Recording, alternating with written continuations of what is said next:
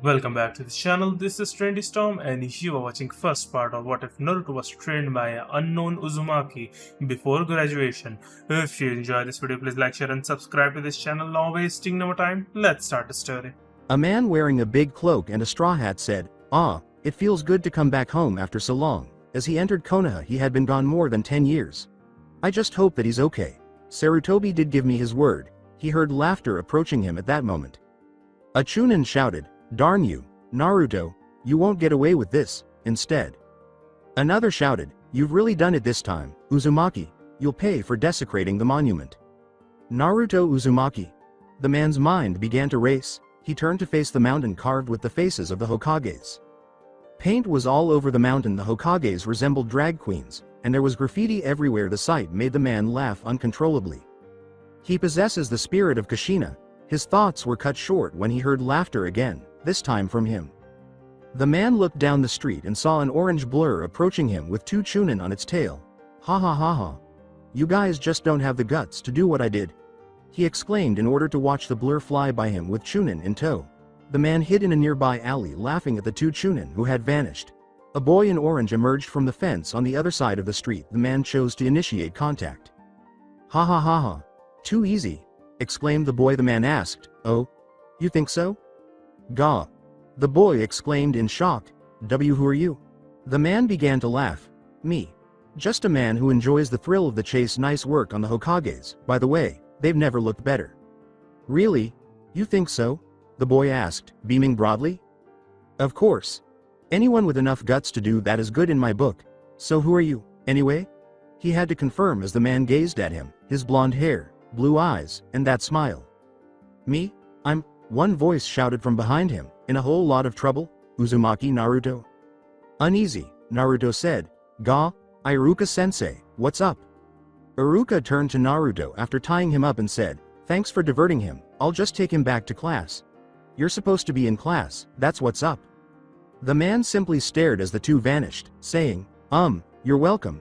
He began to think about what he should do. "I should definitely check in with Sarutobi first, but this is simply too good to ignore." As he vanished from view, he laughed to himself. Academy Konoha. Iruka gave Naruto a stern look and said, "All right class, since our lecture was interrupted again," but Naruto simply shrugged it off. "We'll go over henges again."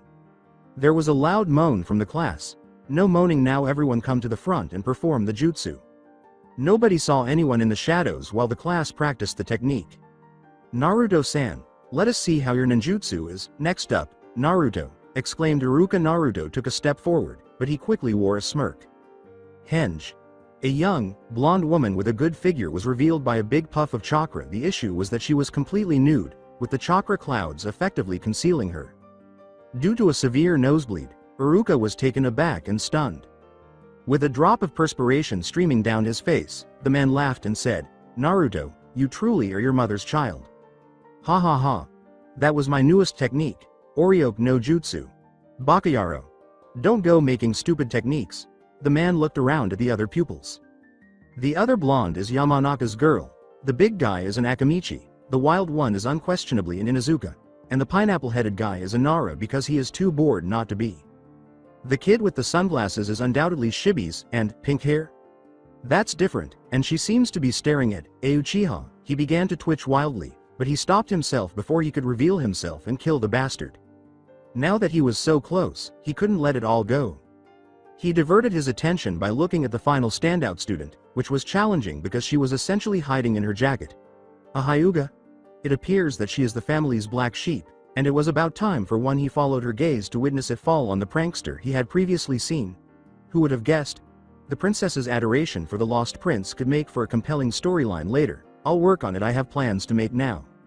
A few days later, Hokage Tower. Writing on the papers that strewn all over his desk was Sarutobi Hiruzen. "Sigh. How did you beat this paperwork, Minato? Damn it. Even though I am the professor, I'm at a loss," he complained as he carried on working. Until a few stray papers began blowing around, he didn't appear to notice the window was open. As he stood up to get the papers, he remarked, "Damn it again. This is too much for me sometimes. I really should consider retiring soon." From his desk, a voice said, "Perhaps, Sarutobi." When the old Hokage turned around, The cloaked man was sitting in his seat and the majority of his paperwork was gone. But I doubt you'd find a good replacement. Sarutobi demanded. Who are you? How did you get into my office? And why are you here? With a laugh, the man said, Come now, Hiruzen, it's only been 12 years? You couldn't have forgotten me or any of us. He raised his hat just enough to reveal a spiral engraved headband medal on it. Staring, Hiruzen said, It's you, shish. The man interrupted. Kurohi Hogosha. Sarutobi, I have an image to keep. Tell me, how is Naruto? Sarutobi remarked, I think you could see firsthand on the way here.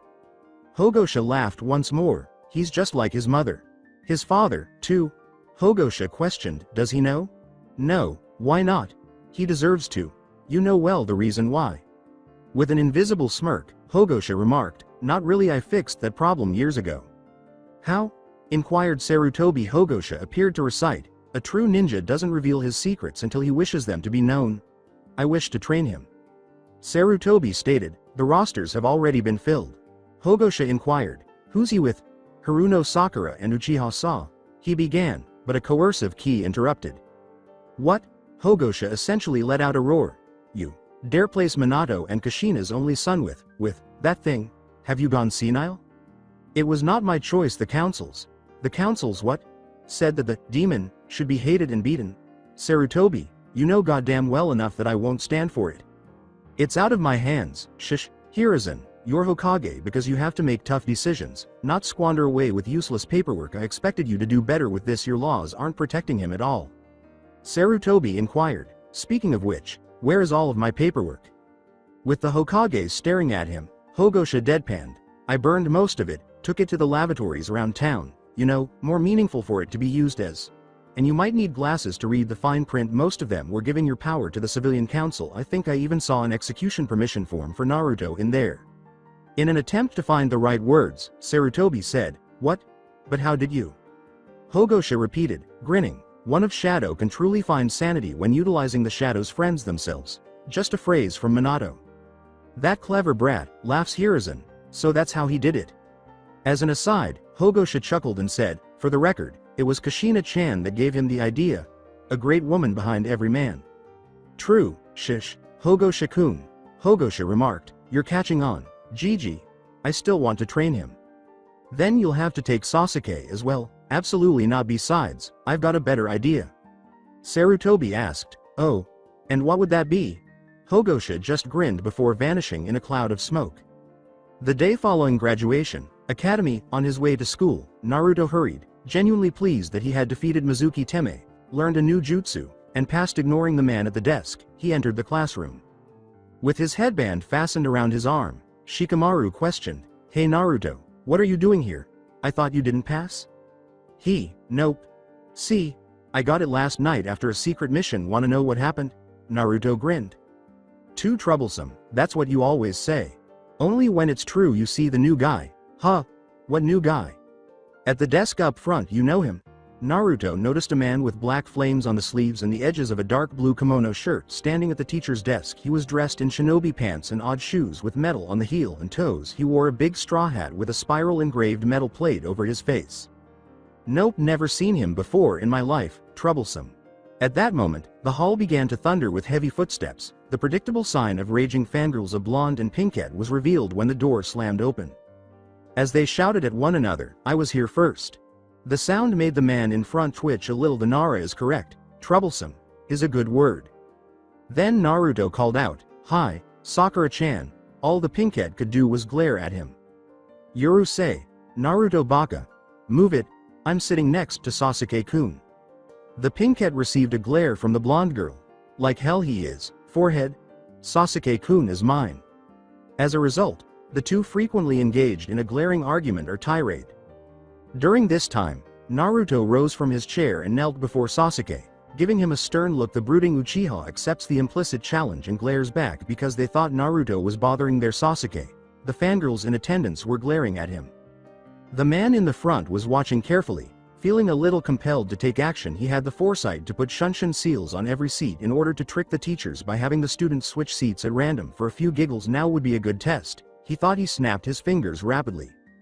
Because of his excellent timing, the person in front of Sasuke leaned back, causing Naruto to bump forward and nearly fall into him. Lips met. They weren't Sasuke's, though rather, Naruto was confronted by Hyuga Hinata, whose face turned bright red with shock and embarrassment. "NN Naruto-kun is giving me a kiss," she pondered for a moment before fainting and turning a deep scarlet. Naruto attempted to rouse Hinata by saying, Hinata, what were you doing as Sasuke?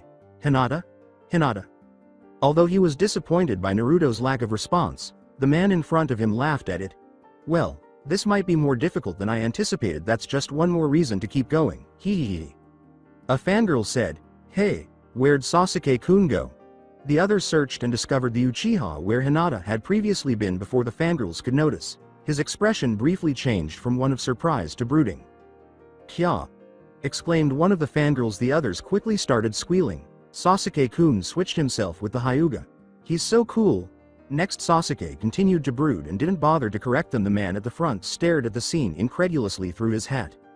Still attempting to rouse the pale girl in front of him, the man turned to the blonde in orange and said, "If this is the next generation of kunoichi, Konoha's standards have really fallen. I'm going to have to fix that later."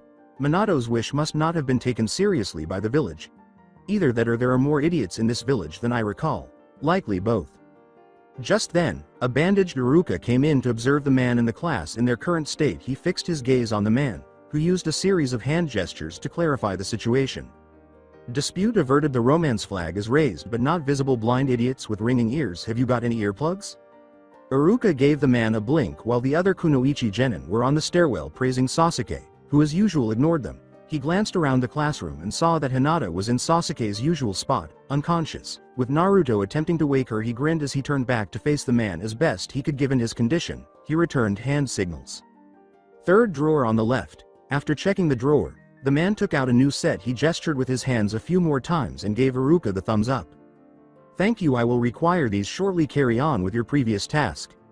Iruka turned back to the class after nodding. The Kyodai no Waru Atama no Jutsu, giant evil head jutsu. "Everyone to a seat now," was his special technique.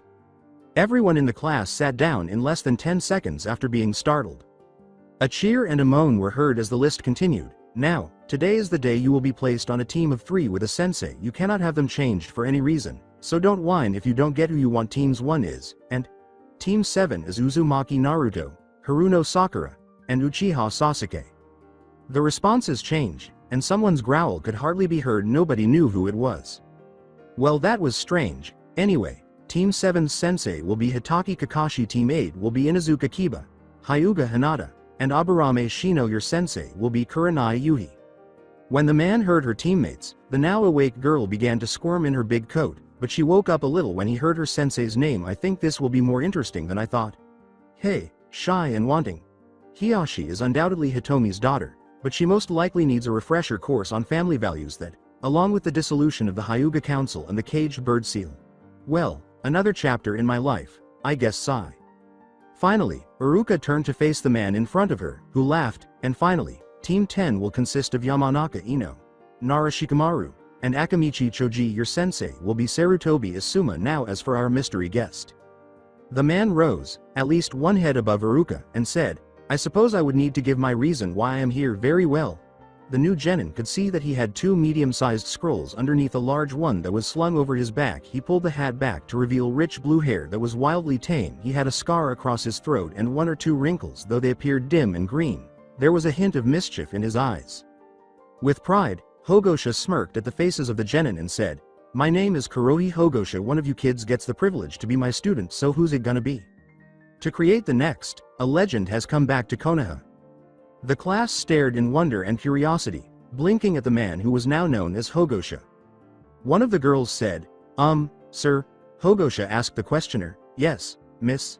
This is it? You wouldn't be the Kurohi Hogosha, author of the Kokura Ninja series, would you?" 3, 2, 1. And "Why yes I am." All of the girls in the class squealed, with the exception of one, who merely blushed. In contrast, the men, particularly the one with the black parka and his dog, covered their ears in agony. Everyone was shocked when the windows on the wall's side shattered, putting an end to the squealing. Hogosha let out a sigh. He took out the earplugs and said, "I expected as much from that." He could hear the males moaning now. "If your shinobi talent is half as good as your volume, then there might be hope for you yet." Hogosha-san?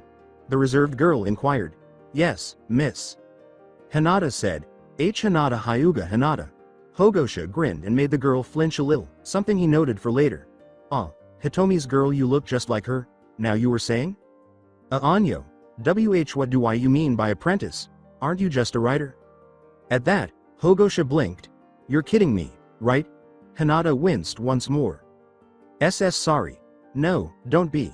But I ask all of you, how many of you have heard of the second Sanin or the Konoha primary? Except for a cricket that appeared to be coming from Shino, the class was silent. Aburame held up his hand. Yes. Sir, we have not heard of the Konoha primary, or the second Sanin, unless you are referring to Jiraiya-sama or Tsunade-sama, Shino replied. Hogosha made 2 clones and had them both henge. Sweet Shinto deities, what have they taught you kids? Never mind, I'll find out later. The Konoha primary and the second Sanin are the same team. My team. 2 individuals were standing when the smoke cleared. One was a long-haired woman wearing a yellowish battle kimono, and the other was Yandaime-sama. The blonde transformed clone merely laughed and smiled at them. Namikaze Minato. Konoha's Kiroi Senku. The yellow flash. My specialty was speed. The class was all too familiar with the redhead's smile. Uzumaki Kashina. Konoha's Akaishi. The Red Death and top kunoichi of the village. My specialty was stealth, Databane. Hogosha took a step forward. Kurohi Hogosha, Konoha's Aoi Gakido. The Blue Fury. My specialty was my strength and power. Even our favorite knucklehead, who was staring at the redhead woman, was in awe of what they saw and heard. Uzumaki, oi! Are you saying that you were teamed up with the 4th and some no-name redhead? Kiba yelled. The Inuzuka was glared at by the Kashina clone. I have a name, Yamut Pup. Too busy chasing your own tail to remember it? Baka? What was that? Gazing at the scene in front of him, the Minato clone let out a sigh. Shikaku-san would say this would be bothersome. At least Sume-san was more polite. Hearing what sounded almost like a whisper, Hogosha called back the clones and said, all right, you two, that's enough of that, Ka-chan? Hogosha's eyes were filled with longing as he gazed at Naruto. Hinata appeared to be concerned about him as well. The sight of bewildered faces made him sigh. He glanced at the monument regretfully and said, yes, I was teammates with the 4th, he was my best friend, and Kashina was a very close second. My friends, I'll put things right, I swear. He turned back to face the pupils. Despite their confusion, they appeared to have a fresh perspective on him. But why weren't we told about the Yandaime's team? That's serious stuff, exclaimed one of the girls as she got to her feet. Hogosha gave the girl a quick look before Hogosha broke the silence. The class said, their names alone were obvious. Meet me in training ground 11, we'll see who becomes my apprentice there. He leapt out the window, followed shortly by an orange blur. After blinking, the class saw the message that Hogosha had left on the board. 10 minutes are allotted to you. It's safe to say that everyone else fled, except for one slack-jawed genin who just got up and leapt out last. Alongside Hogosha, Hogosha-sensei. With the rest of the class well out of sight, Hogosha turned to see Naruto keeping up with the pace. Yeah, kid? Naruto asked directly. Who was that lady? Was she my mom? You realize that I let loose an A-rank secret in there. I'll only tell you more if you earn the right to be my apprentice. Hogosha thought. Oh yeah, definitely your son, Kashina.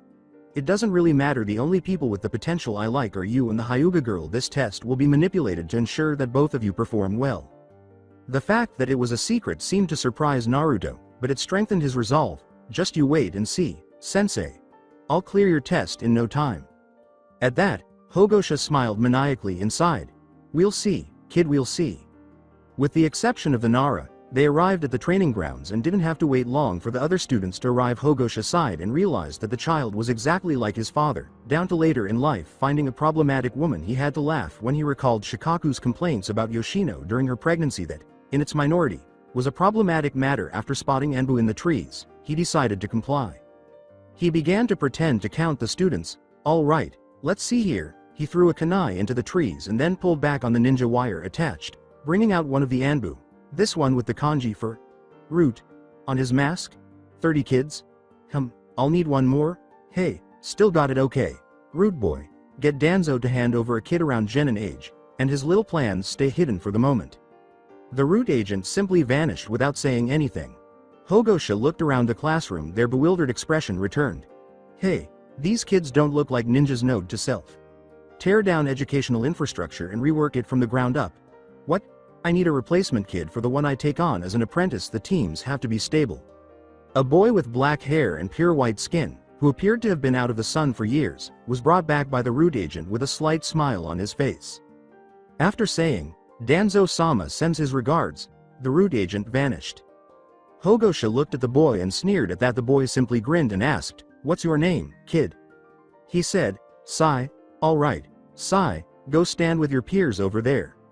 When the fangirls said, "Yes, sir," would standing next to the dickless duck suffice? They screamed in outrage. After blinking, Hogosha laughed. "That'll do nicely, I already like this kid." Hogosha made the decision to begin as Sai stood beside Sasuke, who was as usual brooding. "Okay, first off, I'll better introduce myself. Your senseis will do the same for you later on. My name is Kurohi Hogosha. I am known by many other titles, which several of you will know from talking with your parents later tonight. My likes are writing my books, training, and fighting. My dislikes are arrogance and blind fanaticism. My hobbies include writing, singing, and developing new jutsu. My dreams for the future is to train the greatest shinobi of all time and be proud of that shinobi and to bring forth eternal peace for the world." Hogosha grinned at them. "Oh, I almost forgot. I also despise the Uchiha for taking away my chances of happiness." The blue-haired man ignored him and the fangirls raving, but the aforementioned Uchiha gave him a fierce glare. "Now, the test has a simple rule.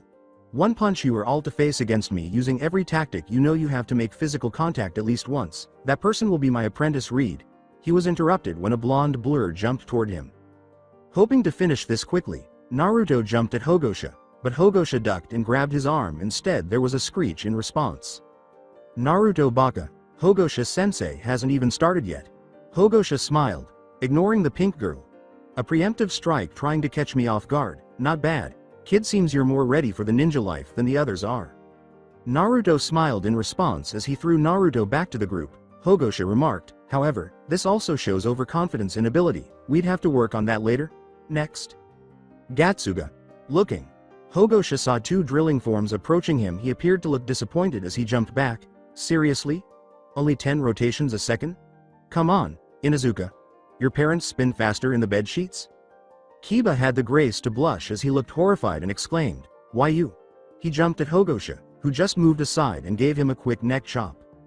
He saw Akamaru growling at him and said, "Lie down, stay good dog. Relax, pup. He's still conscious, he just won't be able to move for a while." "Grr, darn it." Kiba screamed angrily. Hogosha noticed a shadow moving across the floor and thought, "See? Now who's next?" As he leapt away, he said, "Nice try. Kageme no Jutsu, Shadow Possession Jutsu, fail." Shikamaru just sneered at the same time. Hogosha was attacked by two white lions that seemed to be made of ink. "Ninpo. Chaoju Giga," sang Sai's voice. Hogosha avoided the lions while glancing at the boy. He gave Sai a sly smile. "Seems like you kids are finally taking me seriously. Good, so Sai, can you take as much as you dish out?" Sai grinned, but confusion reigned until Hogosha produced a small ink brush and scroll. He made a few quick strokes and opened the scroll. Like Sai, Hogosha grinned, seemingly making fun of him. "Ninpo. Chaoju Giga." The drawing came to life with a burst of chakra, which expanded into a gigantic serpentine dragon. The dragon encircled the lions as they charged at Hogosha, squeezing the chakra-based life out of them. "Hey, counter an opponent's move, little can be done against it." Sai simply grinned without saying anything. Hogosha thought, "Okay, the kid is starting to creep me out," but then he heard a rumbling noise. "Nikuden Sensha, human bullet tank. Oh no, I overlooked the Akamichi. Doden. Ishikisha no Jutsu, Earth Release, Stone Ramp Jutsu." The boy was launched skyward as a ramp developed between them as the human boulder charged at him still in his inflated form. Hogosha leapt after him and was soon above him. Hogosha struck Choji with a powerful dropkick, sending him crashing into the ground and creating a huge crater. "Hey, sorry big guy. Good try though, Kombi Ninpo. Akamichi Meteor." Deflating himself, Choji moaned, "Ugh, I'm hungry." "You gotta work on your calorie intake, kid, but other than that, nice try." "ORAAAA," came a booming voice. Hogosha saw Naruto in the air when he looked up. Then Naruto made a well-known hand gesture. "Kage Bunshin no Jutsu." Suddenly, Hogosha was greeted by dozens of them. He appeared startled, but then he smiled slightly. He told himself, so it's gonna be like that, He really is your son, Kushina. He gazed at the orange swarm before him. Come on, he moped. He said a little louder. Come on, come on. He exclaimed. He yelled. Come on, come on, come on. While wearing a crazy smile, he positioned both of his arms in a chopping position, one in front and one behind. Hogosha cried out, Rasengan! Tatsumaki!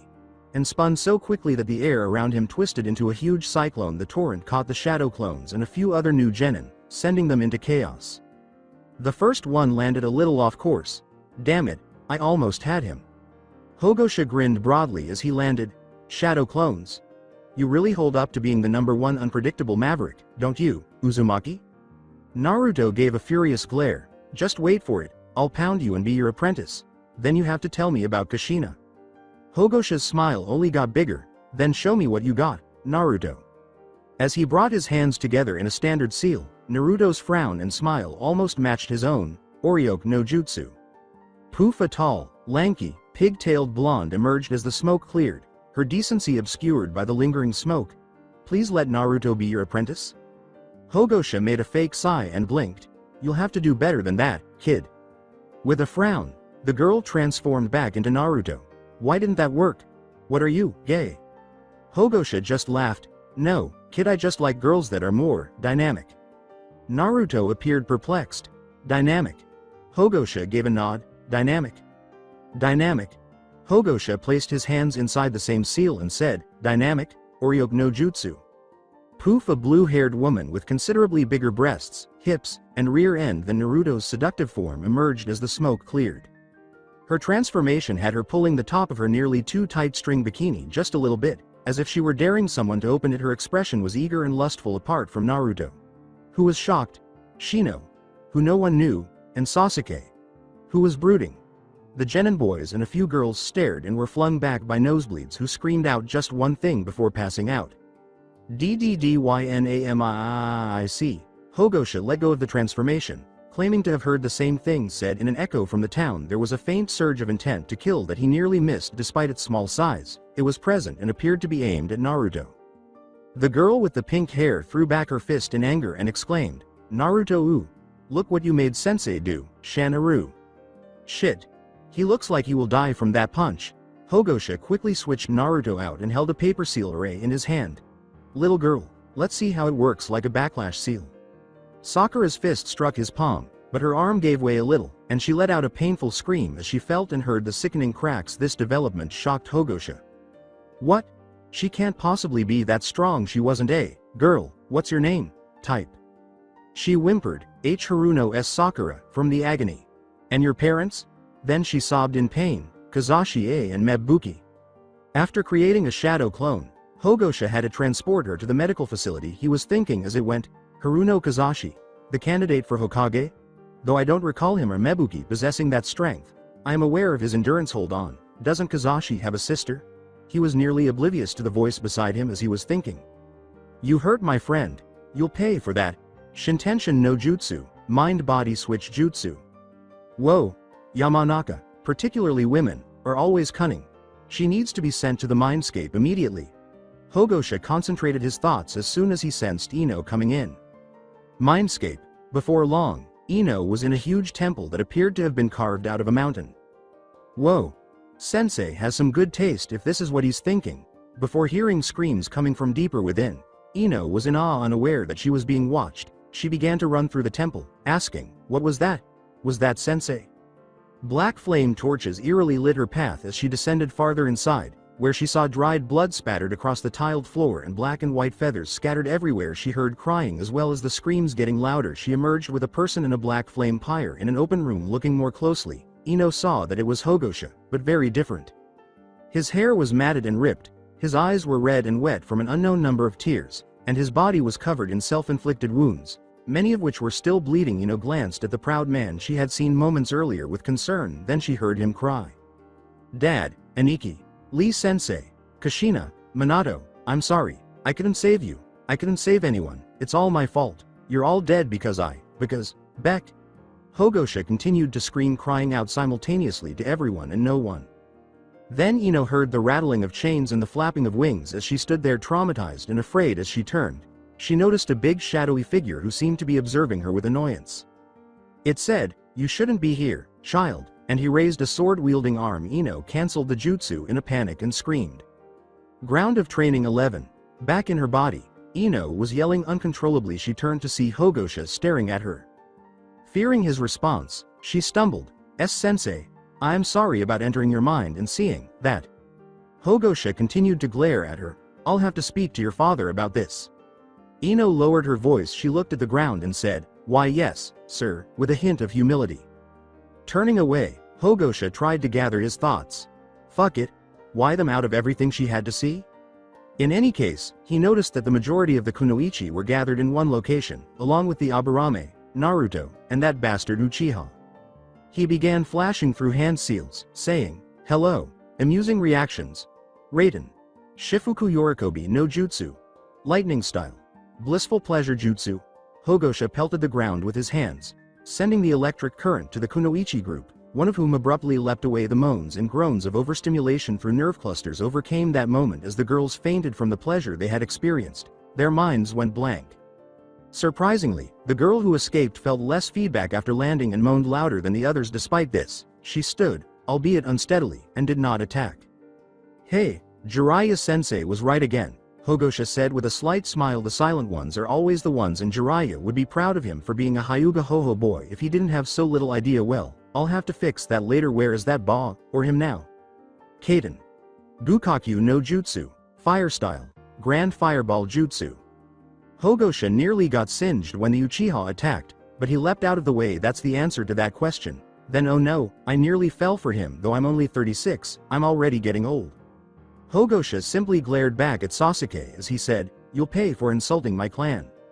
I've already lost enough to you traitors. It's a pity your brother didn't ask me to kill them instead." Sasuke gave a disheveled glare. "Where is he? Tell me so I can kill him." Hogosha grinned. "Even if I did know, I wouldn't tell some Avenger that'll get himself killed for some worthless clan." As he charged at Hogosha, Sasuke's anger was erupting. "The Uchiha clan is the strongest. You couldn't possibly understand, you weak pathetic scum." Hogosha kicked him away, rebutting the tick mark that was developing behind his headband. "If your clan was the strongest, then why were none Hokage?" "Because the fools see compassion as a trait instead of power. They all died because they were weak, especially the Yondaime." It was torn by that. Hogosha had no intention of holding back from the duck when our beloved knucklehead gave the bastard a full-force punch. He began running towards Sasuke, and he looked furious. With his eyes a little red, Naruto roared, "Never say that about the Hokage, Teme. They're the strongest in the village, and are respected because they care." "Who cares what you say, Dobi? Not your redhead whore of a mother." "That's it," Hogosha intervened, saying, "Enough, both of you." Or two. Despite his desire to witness the battle, Naruto's safety came first, and he was unable to face the Uchiha just yet. "Anbu," he called. There were three before him. They nodded and seized him, saying, "Take Uchiha to his residence and make sure he stays there." "Let go of me. We're not done. Actually, we are." While the rest of the class was focusing on me, Naruto, unknowingly, finished the objective. "Huh? I did?" Hogosha awakened the other genin by igniting a chakra pulse and saying, "Like I said, unknowingly. Okay, can anyone tell me what the point of the exercise was?" "We were pitted against a strong opponent, knowing that we had an objective to complete. We believed what you said about the test, but no one completed it," Shino said. "You're half right. Aburame-san, you were facing me, one of Konoha's strongest shinobi, and a good amount of you were making an effort. The objective was there, but you had to figure it out from what I said. The children were thinking about that they needed to get at least one punch in," he said. "Figure it out yet? I said you had to make physical contact once. I never specified who you had to hit." Shikamaru complained. "You did, we just didn't catch it at the time. How troublesome." "Nara-san, would you mind telling the rest of the class?" Hogosha asked. "You said you hated the Uchiha for ruining your chance at happiness. That alone should have been a clue." "Correct, and I noticed that of the kunoichi here, only 3 or 4 of you could fulfill the objective." Hinata said, "Anyo, why is that, sensei? Isn't it obvious? Most of the girls in our class are fangirls for Uchiha?" Shikamaru responded. Hogosha said bluntly, "And a fangirl would never hit their idol, even one as pathetic as he is." A fangirl yelled, "Sasuke-kun is not pathetic." "Oh no? Tell me, who here thinks the Hokage is weak?" Even though Sasuke was having trouble escaping the Anbu, no hands were raised. "Your little idol stated that he was, and the others, significantly the Yondaime." You could feel the gasps. The exercise was, in a broader sense, what would happen if there was a betrayal in the ranks during a mission. Usually it's someone closed off and antisocial when this occurs. The opposing forces ally themselves to take on a common threat that will be all for this lesson. Your Jonin instructors are waiting for you. Hogosha let out a whisper and 9 Jonin. Kakashi's late again. He should know that I'm back in town by now, and he knows I expect punctuality. Oh, and Naruto. Naruto turned to face Hogosha, his eyes displaying his emotions in response to Sasuke's words. Hogosha grinned at the boy's fox-like grin and said, "Go to your apartment, I'll be there later. I have a few errands to run and congratulations, my new apprentice." Hogosha saw his newest pupil drive quickly to his apartment. It was clear from Naruto's smile that he would be happy to learn what he was taught, and most significantly, though, Hogosha would reveal to him what he had been long denied. Hogosha mulled it over in his head until he sensed a group of people behind him. That kid is going to change the world. I'm glad it'll be for the better, hopefully, maybe, I think about it when the time comes. He glanced at Sai and what he remembered as teams 8 and 10. He glanced at one of the Jonin and grinned. "Ah, Asuma, good to see you. How have you been?" Even though he was one of the tallest Jonin there, Hogosha was still a few inches taller than the smoking Sarutobi, who lit a cigarette and glanced up at him. A faint grin appeared on his face. "I've been good, Hogosha-sensei. Your travels would be a much better tale." After glancing at Hogosha, the new Ino Shikacho trio turned back to Asuma. "Mad Asuma-sensei, you trained under Hogosha-sensei?" Ino responded. Hogosha smiled. Asuma appeared uncomfortable when he said, "That's right, it was me, Asuma, Maeda Guy, and Gecko Hayate. Speaking of which, how are those two?" Asuma appeared anxious as he struggled to think of the right words. Well, Hayate has a girlfriend in the Anbu, despite that chronic cough of his, and Guy." Hogosha took note and made up his mind. "Asuma, for the love of Kami, please don't say he still wears that unitard. Lee-sensei only did that once as a joke." Asuma said, "He does." With dismay the image makes Asuma shudder.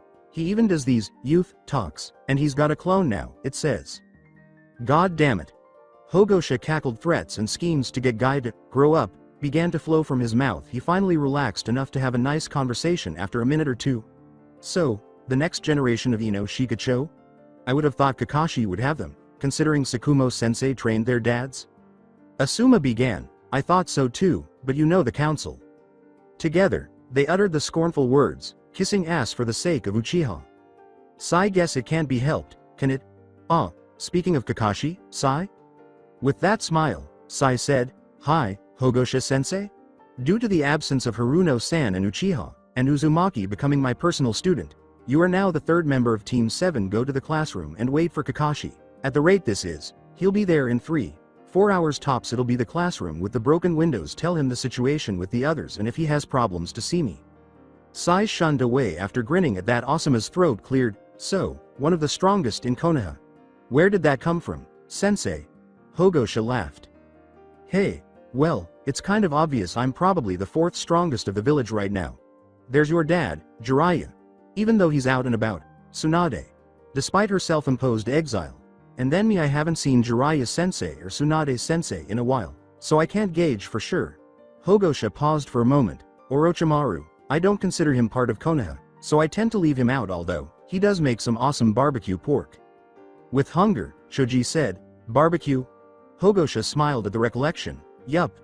Back on a D-rank mission, we were stuck with Orochimaru helping out that Korean barbecue place. When it first opened, my teammates were helping out the customers and letting people know about it while Orochimaru decided to help in the kitchen."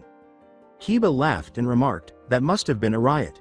"It was, but not how you think. Orochimaru made this super marinade or something that increased the flavor tenfold. The owners begged him to work for them full-time, but he said the life of a ninja was more appealing. Then they asked for the recipe, but he refused that too. I ran into him several years ago and we had a civil conversation. What he doesn't know is that I got him drunk enough to give me the recipe."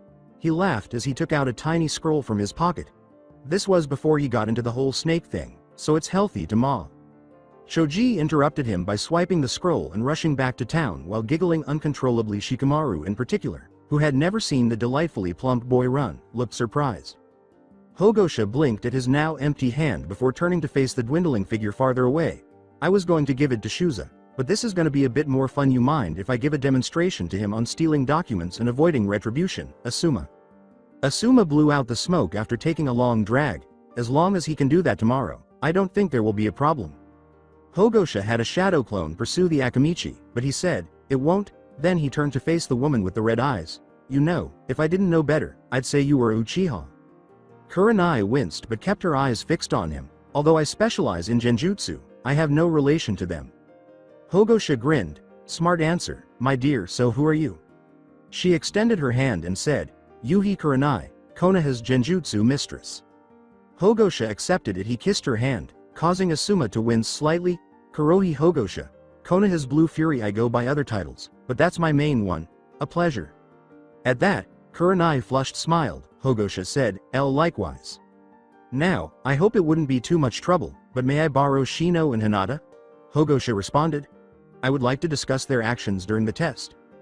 Kurenai stood up straight. "As long as you hold the same bargain you did with Asuma's student." "That should work," Hogosha said with a laugh. He said, "Very well, Shino-san, Hinata-san, follow me, please."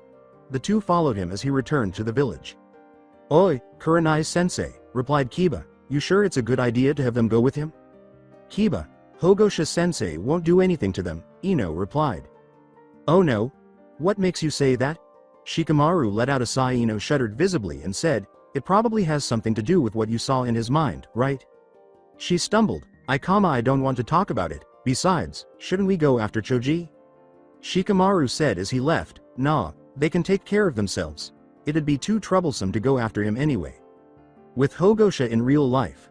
Hogosha was searching for something as he and Shino and Hinata strolled through the streets. "Let's see, where is that place?" Hogosha-sensei, where exactly are you taking us?" replied Hinata. Hogosha pointed to a clean cafe with a sign in front that read The Spiral Shop, which features a spiral that is typically seen on the backs of the flak jackets painted there. "One of my old haunts, cheery place. You'll probably Aha. There you are," she said. When they stepped inside, they noticed an elderly woman behind the counter with light brown, graying hair and a few wrinkles, along with a few customers. According to Hogosha, "Azuki-san, your favorite customer has returned."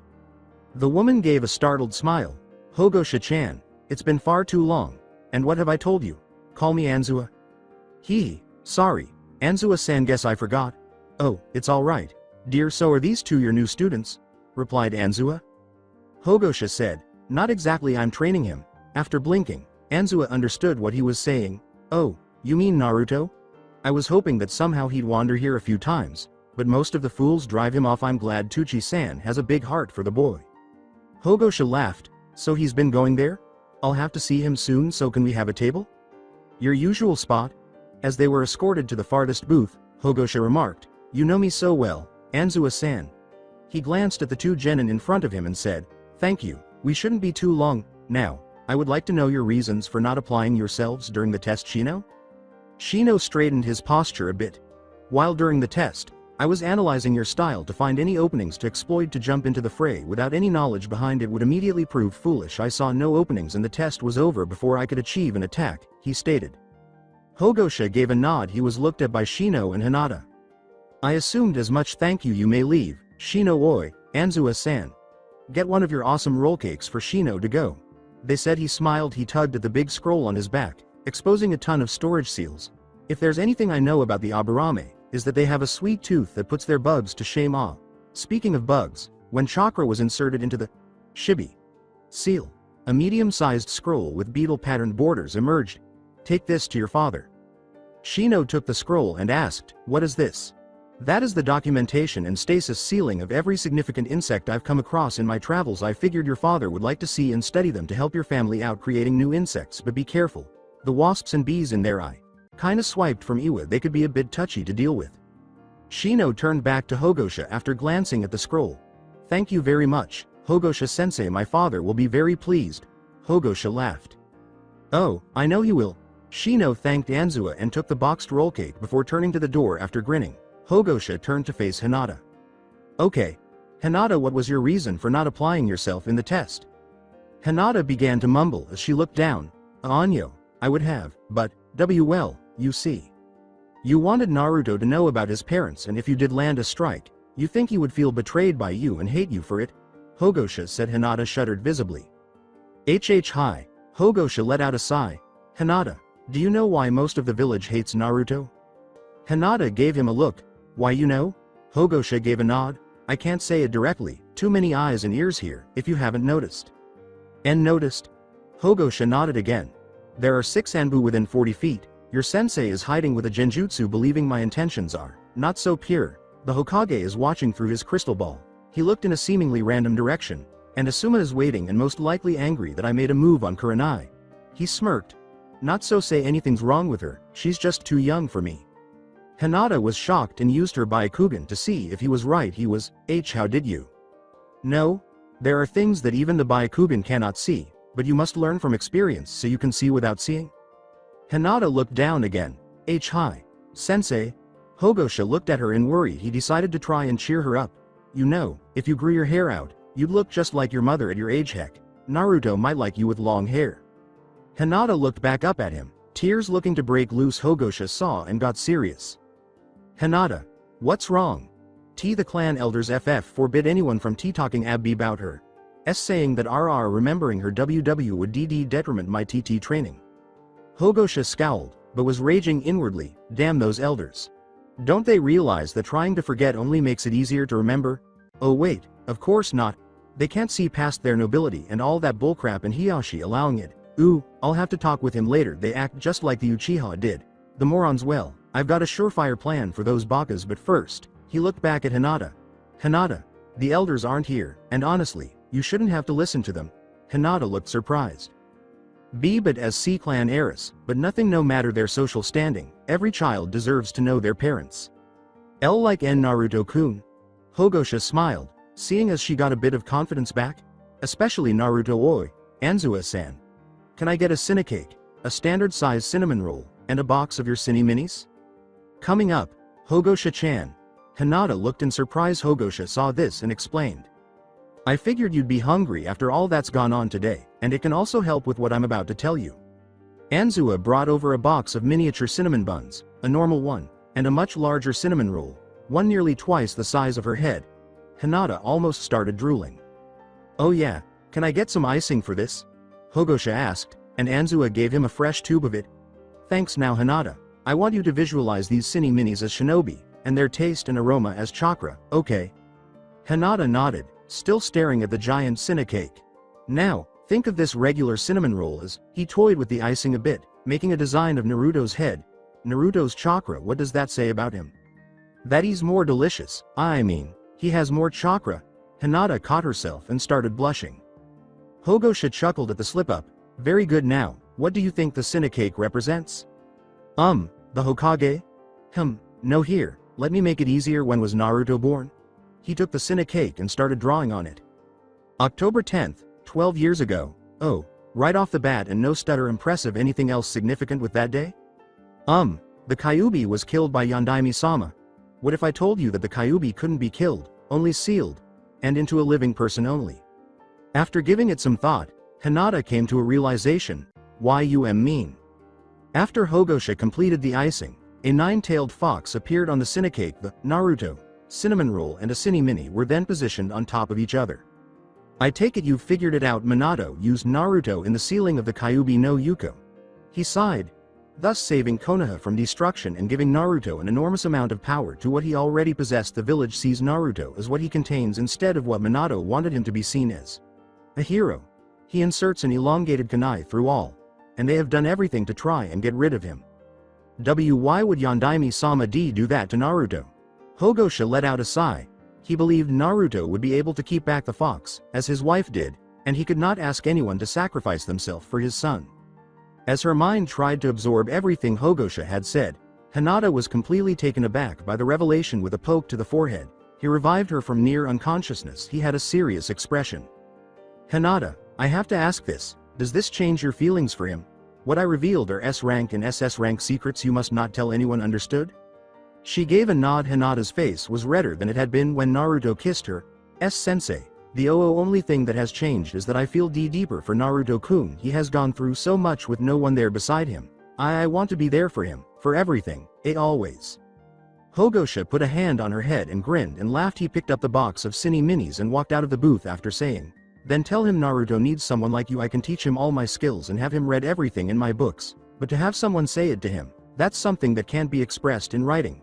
Enjoy your cake, it's on me.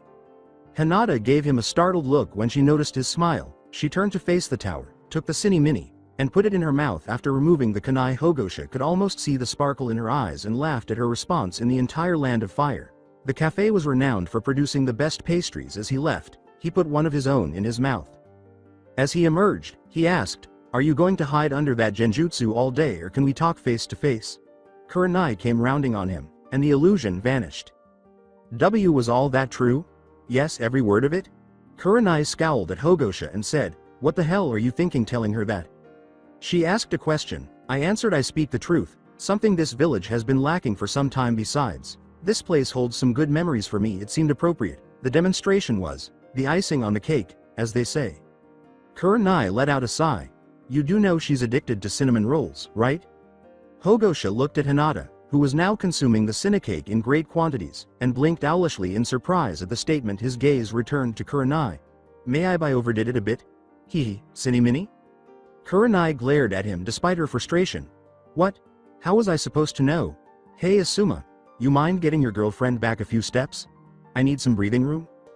Kurenai appeared taken aback as she turned to see Asuma emerge, his face flushed. Asuma attempted, but failed, to sound calm when she said, She's not my girlfriend, sensei." Hogosha smiled. He was interrupted as he ducked a trench knife blow from Asuma. "Oh, she's not? Then I'll just have to whisk her away with my charm and leave you a lonely ma." "I was kidding. Geez. She's too young for me, didn't you hear me say it?" Kurenai-sensei. The altercation ended when Hinata emerged from the spiral shop, looking clearly happier. Or was it the sugar making her giddy? "Yes, Hinata? I was just talking with Hogosha-sensei about the test, and he said I shouldn't feel so bad that I didn't do well because he knew my feelings for Naruto-kun and said that he might like me with longer hair, and now look." Yes, the sugar, without a doubt. However, as Hinata turned around, Kurenai, Asuma, and Hogosha noticed that her hair had grown significantly longer. It was now knee-length. Kurenai gave Hogosha another scowl.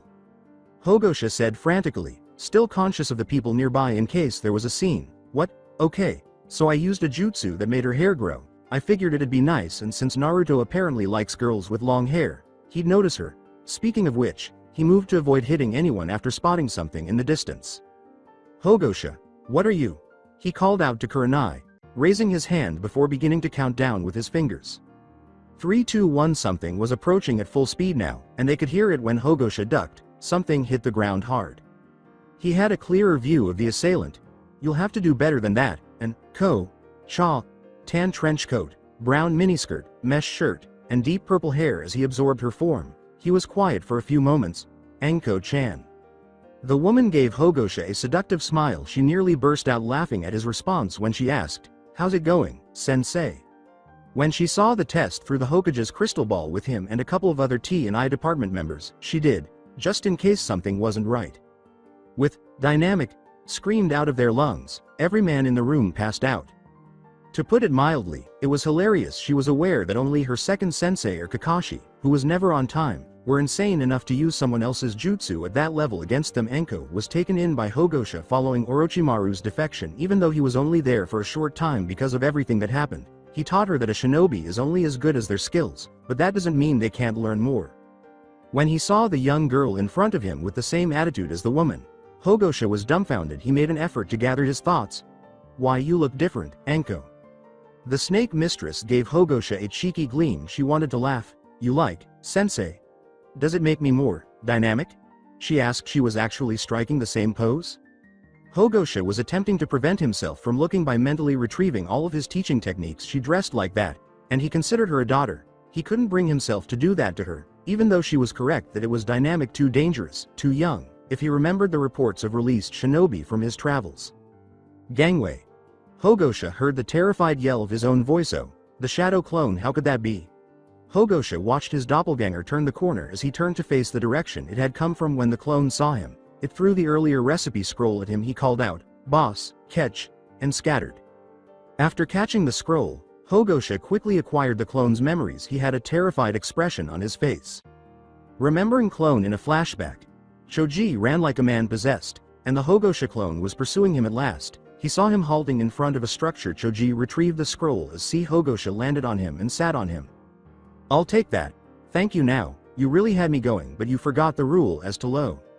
With an adult sitting on top of him, Choji shouted as loudly as he could. The sacred primary Korean marinade has been found.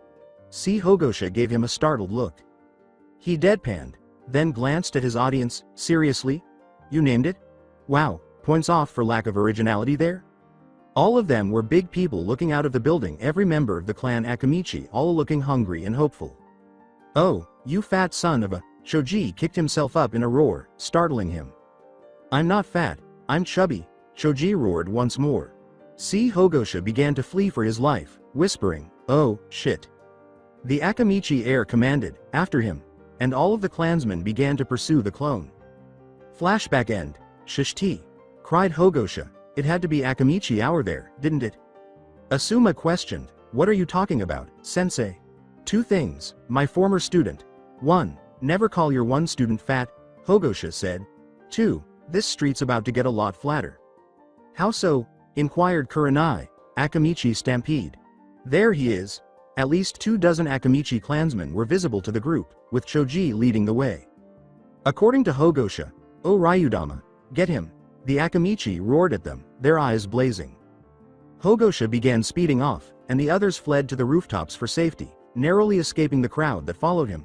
We'll exchange niceties later, Anko. I got a busy schedule, starting with running for my life.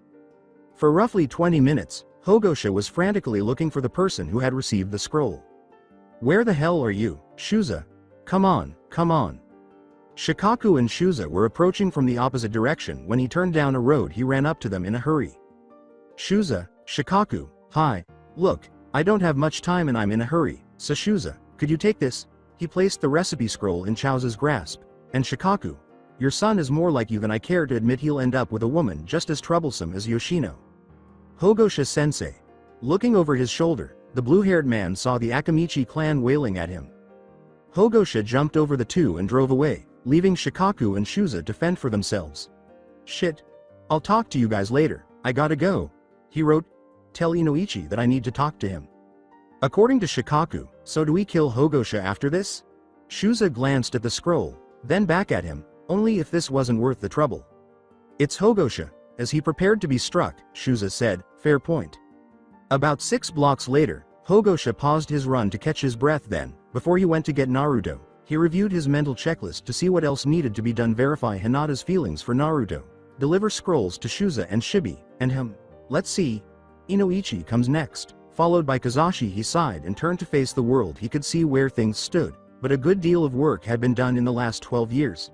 Now where was Kazashi's once more? He quickly discovered that he was essentially out of luck at the Haruno residence because he had never been there. Anbu. A single agent in a boar mask materialized beside him. Where would Haruno Kazashi's place be?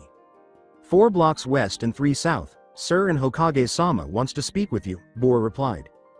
Tell him I'll get to him on my own time. I'm busy at the moment, if you haven't noticed. He says you revealed A to SS rank secrets of the village. I'll have to take you in.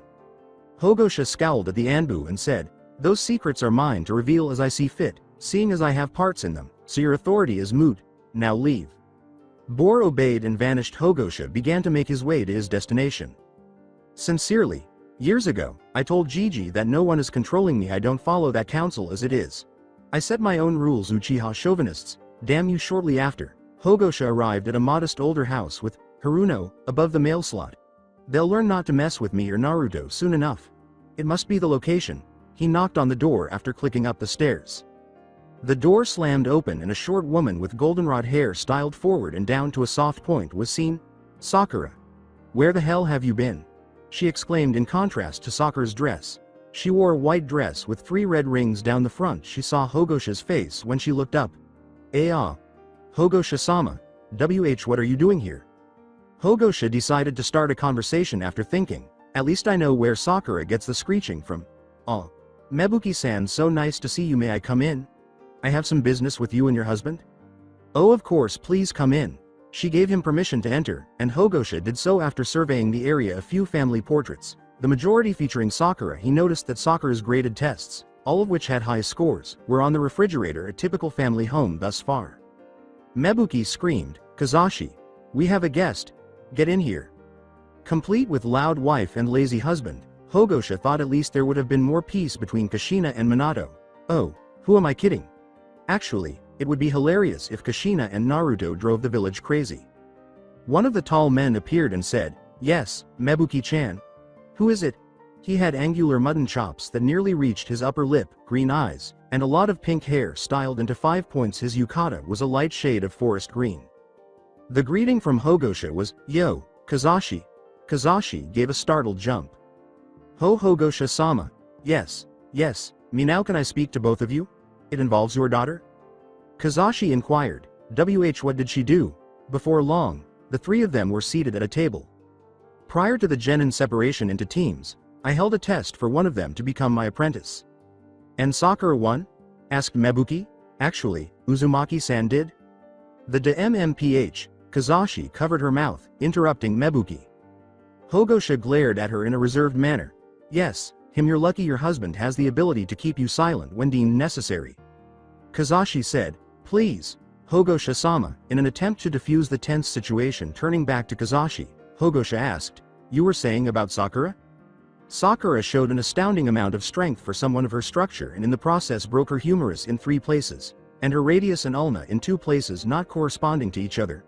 The parents were afraid. Hogosha straightened his back and said, "She is in the hospital right now, so she should be fine for tomorrow's test with Kakashi, if he's not late. Did you know of this strength prior to today?" Mebuki was the first to speak. Well, Sakura has said that she's beat the Uzumaki several times in the past." Hogosha grinned. "I've seen this reaction over the past several days. She holds no qualms and has little restraint in acting out and reacting to simple pleasant conversation. Her reactions are quite volatile." He fixed his gaze on the two. "So who are her real parents?" Mebuki yelled, "Excuse me, how dare you question her parentage to us? This excessive strength is something neither you or Kazashi possess." Mebuki, "This inquiry is merely to test a theory I have, but due to your reaction, I may have been mistaken. I may as well take my leave." Hogosha got up and proceeded to the entrance. "Oh, yes, one more thing, Kazashi, how is your sister?" "Renge? She's in a coma at the hospital." Hogosha paused to reflect. He shut the door behind him and walked out, saying, "Thank you for telling me, Kazashi. I'll be on my way." How dare he question Sakura's parentage? Who does he think he is? And why did he ask about your sister, Kazashi? Mebuki, Hogosha-sama gave a compelling argument. He is within his rights as a teacher to ask questions about his students, no matter how brief a time they are under him and Renge. Even I don't know why. In the medical facility, aside from the Anbu following him and the looks he was getting from the older shinobi, Hogosha's walk to the hospital went smoothly. Heck, his reputation only grew after he reportedly left the village, and in the last 10 years, more than 150 people have claimed to have studied under him. Densetsu no Kyushi, the legendary teacher, was another title he held, and he certainly lived up to it. Following their Chunin exams, every person he trained received a direct promotion to Jonin. The students were that good. It wasn't that the tests were simple. Asuma, Gai, and Hayate, his Konoha students, were the only ones who did. Not only he is aware of the reasons behind the abrupt shift in teaching methods outside of Konoha, but even those who are aware of them, particularly his remedials, never discuss them. Even the T&I department is too ruthless to put them into effect. He stepped into the off-white structure and breathed in the offensive antiseptic fumes. Black. He needed to be certain of something, but the sooner he left this place, the better. He approached the front desk. "Excuse me, but where would I find a Haruno Renge?" The receptionist gave him a startled look. "I know that Haruno Sakura was taken in here earlier today for a shattered arm, but I don't think there's a Haruno Renge here. Could you please check?" The receptionist stood up and began searching through a file cabinet, saying, "One moment, sir." She returned after about 2 minutes. "Haruno Renge is in room 313 apparently. Her file was lodged with someone else's." Hogosha said, "Thank you," and left for the room. He arrived to find a woman sleeping in bed with her eyes closed. Stability is demonstrated by the machine's regular beeping. Her complexion was pale, but not as pale as that side child from earlier, and she had long, pure white hair with a few pink strands here and there. She was undoubtedly more full than Mebuki based on what Hogosha could see of her body, but that didn't really mean anything. She was most likely a small C, but nothing remarkable compared to his usual adventures with Jiraiya. He turned to go, realizing that he had nothing to gain from this venture. "Sakura-chan." Hogosha halted. Naruto was not attempting to attract the girl's attention with that voice. "No, Sakura-chan." Hogosha noticed Renge fidgeting as he turned back to the bed. "You don't see that in a patient in a coma. Don't leave her aloe." The beeping of the monitors had become more irregular. The woman's eyes instantly widened in fear and panic as she exclaimed, Saku-chan, give her back, Sakura, Sakura-chan. Her eyes were a vivid shade of red. Despite her surprise, Hogosha calmly approached the foot of her bed and reviewed her medical history. So far, everything appears to be normal. Her body has been weak since birth, and her blood work appears to be normal except for a few natural abnormalities, which are understandable given that she is albino. Medical filler, must be, Hogosha said, pausing, must be kept sedated at all times. This is unexpected. He turned back to face the terrified woman scanning the area, but it appeared that someone didn't want anyone to see her. Haruno Renge? Renge's gaze shifted to Hogosha. Yes. Renge appeared somewhat perplexed as she said, my name is Kurohi Hogosha. I am here to ask you a few questions. Kurohi Hogosha, the friend of Uzumaki Kashina? The question nearly took Hogosha by surprise. Why yes, is there something you want to say about it? Renge grinned. Can you please tell her that Ananda-kun is looking for her? Hogosha's gaze widened. It had been 20 years since he had heard that name. He needed to confirm. He asked gravely, who is Ananda to you? Renge gave a small smile. Ananda-kun is none of your concern. From the doorway came the voice. Renge was clearly shaken by the voice. As Hogosha could see, a middle-aged man wearing glasses and black hair spoke. He was wearing a purple turtleneck underneath his doctor's coat, and his name tag was hidden by a strange doll that was out of his chest pocket. The man gave Hogosha a look. Visiting hours are over, you must leave. In order to avoid making a scene for the other patients, Hogosha glared at the man before heading to the door. He thought that guy was wrong in every way. Hogosha-san. Hogosha turned to face Renge again. Please save my daughter, she's all I have left to remember him. She was moved in by the man. He inserted a needle into her neck and said, you've said far more than enough. She began to appear relaxed and sleepy. With a quick, save, my, Sakura-chan, she nodded off. Hogosha merely gazed before moving on down the corridor. He was reviewing what he saw quickly. Sakura is the name of the daughter Renge had with this Ananda. However, the Ninja Academy only has one Sakura listed. I even looked into civilian schools. To be honest, the entire freaking village is home to just one Sakura. This will require more research, and besides, is that him? How did he make it through? He took out Renge's medical file as he was leaving the hospital. Thank you to Kami for the inanimate shadow clone. Seiki Kage Bunshin. He put it away and headed to the flower shop, thinking, that weird doctor won't even notice that it might only last a few hours. Flower shop Yamanaka. When Hogosha walked through the front door, he saw Ino at the counter, contemplating something. Ahem. Ino yelled. Bawa. The blue-haired shinobi caught her eye. Hogosha-sensei. I didn't expect you here so soon. With a decidedly businesslike tone, Hogosha said, I'll oversee it this time, Ino. I'll just go and get daddy. Ino tensed as he said, not just yet. I have need of your unique expertise on a certain matter. Ino inquired, what do you mean? He gave her Renge's file and pointed out what needed to be done to her, asking, what would you say of this? After reviewing the file, Ino returned it. Aside from the medical mumbo-jumbo, I don't understand why she needs to be sedated constantly. It sounds like she hasn't had visitors in years. She hasn't. The public story is that she's in a coma. Ino took notice of that. She was twitching her gossip senses. A broad smile began to spread across her face. Somebody's hiding something, she jokingly remarked. Hogosha gave a nod, including a supposedly missing cherry blossom. Ino's senses were buzzing once more. Wait, Sakura's missing? He gave a headshake. Not the one you know. Renge said she had a daughter with a man that was looking for Kashina. She said her daughter's name was Sakura. Now, gossip senses are running wild. But I met Sakura's parents. It's kinda obvious that that man is her dad. Pink hair is about as rare as your blue hair or my blonde. Heck, even Naruto's hair is rare. The only other person with hair like him is the me. Ino's eyes widened. Oh my god. Naruto's the faux MMMF. Hogosha's hand was over Ino's mouth. Let's stay on track. Ino, you surprisingly uncovered an SS rank secret without realizing it. That must not be blurted out unless I say so. Doing so would be considered treason, punishable by death unless you were directly involved. Understand? Hogosha took Ino's hand away after he nodded.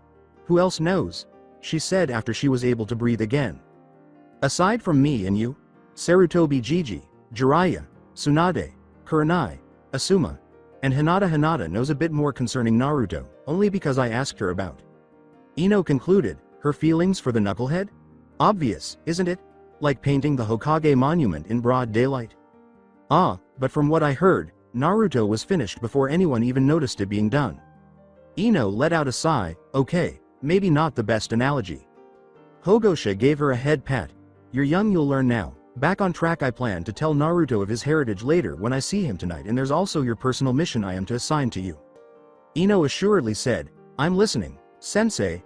Renge is either Sakura's mother or aunt, surrogate, and someone doesn't want her talking. I'll speak to the Hokage tomorrow. Your mission, if you choose to accept it, is to gather as much information on the social dissidents and negative reactions of the civilians on specific individuals in the village. You will report this information to me and me alone. Your answer? Ino grinned. When do I start? Hogosha grinned. After I speak to your father, after what happened during the test. Ino lowered her head and her smile vanished.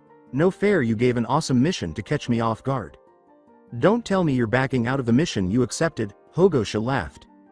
Ino gave a furious glare. Never, Daddy. Hogosha sensei's here. From the balcony on the second floor, Inoichi appeared. He gave Hogosha a frustrated look.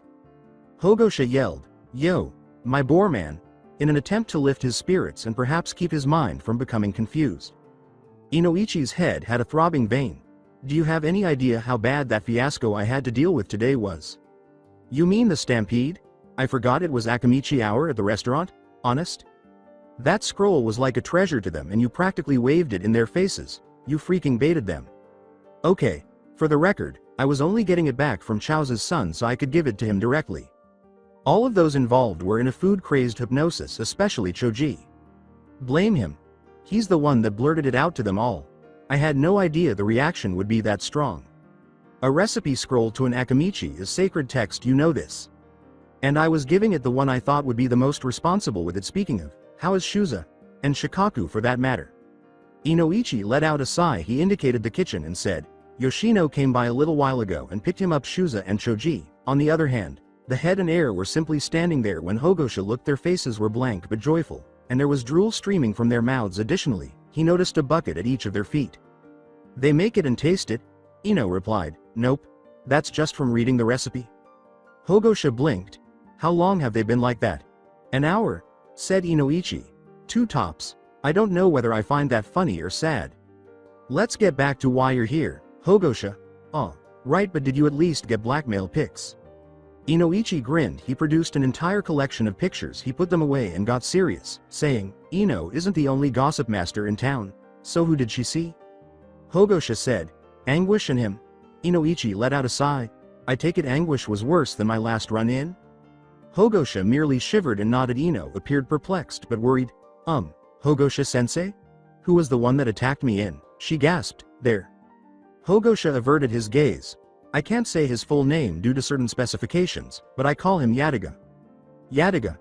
That's for another time, sweetie. Inoichi responded. For now, what do you know of personified emotions? Huh? I'll tell her. Boarman personified emotions are something veteran shinobi create in their subconscious when specific kinds of events happen, such as the death of a loved one, an intense hatred of someone, or something else that encases a strong emotion. A more physical version of this is multiple personalities. Unlike them, the emotions stay up here instead of being expressed in totality. Make sense? Ino gave a nod. He walked out the door and vanished, saying, Good, now I have one more thing to do today, so I'll see you later. Hogosha-sensei is surprising, isn't he? Ino responded. Inoichi said gravely, You should have seen him when he was your age. The apartment of Naruto. Naruto was cleaning his apartment to make his new sensei feel good about him. He had at last found someone who was familiar with his family. He had never heard of family before. No one, not even Gigi, would tell him about his family, despite his constant curiosity. A knock on the door was heard. Naruto was pleased to see Hogosha at the door and hurried to it. Despite his serious expression, he couldn't help but smile. Yo, Naruto. Now that I am your official apprentice, you have to tell me about Kushina. Naruto simply smiled. With a smile, Hogosha said, Straight to the point, I like that. His expression darkened. He took out a small book and gave it to him, saying, If you want to know about her, I suggest you read this first. Naruto gave it a questioning glance. What is it? Hogosha said, The first part of your birthright. Naruto read the cover with wide eyes. Oh no. The ninja complained to himself. He had to surprise me, but I can't let this stop me. The enemy ninja mocked him, asking, Do you really think a lone ninja like you can stop me? Do you really think this will change anything? He threw a big shuriken at the ninja, who dodged and threw a smoke bomb. The balance of the countries is shaking and war is inevitable. Faye, this little game of tag is getting boring, he said until the smoke cleared. The two clashed. Not bad, the ninja said, bending down. Pathetic, just give up. This is our fate as shinobi. One ninja can't make a difference like you, fool. The ninja said, can I tell you something? The adversary ninja rushed forward and slammed him against the tree trunk, saying, no, I don't feel like listening, just die. You should give up. The ninja vanished in a cloud of smoke. The enemy ninja appeared taken aback, then he heard a sound from behind. On making me give up, declared the ninja. He smashed the enemy ninja's face into the tree and chopped off the back of his head. The enemy ninja screamed, gagged, and collapsed across the branch, his body limp. His next words were a struggle. He began to laugh and said, even if you defeat me, other assassins will attack the village. As long as we are cursed to live in this ninja world, there will be no peace. The ninja gave him a somber glance. In that case, I will break that curse. If peace is possible, I will do anything to obtain it. I'll never give up. The enemy ninja gave him a startled look. Who are you? As the ninja spoke, the leaves began to fall from the branches above. My name is. The blonde boy whispered, Naruto, as he read the story with odd eyes during his reading. Hogosha remained silent, so he turned to him. Naruto, your parents named you after the character in Jiraiya-sensei's book. They hoped to see you become a shinobi that never gave up on those he cared about. Hogosha said to him.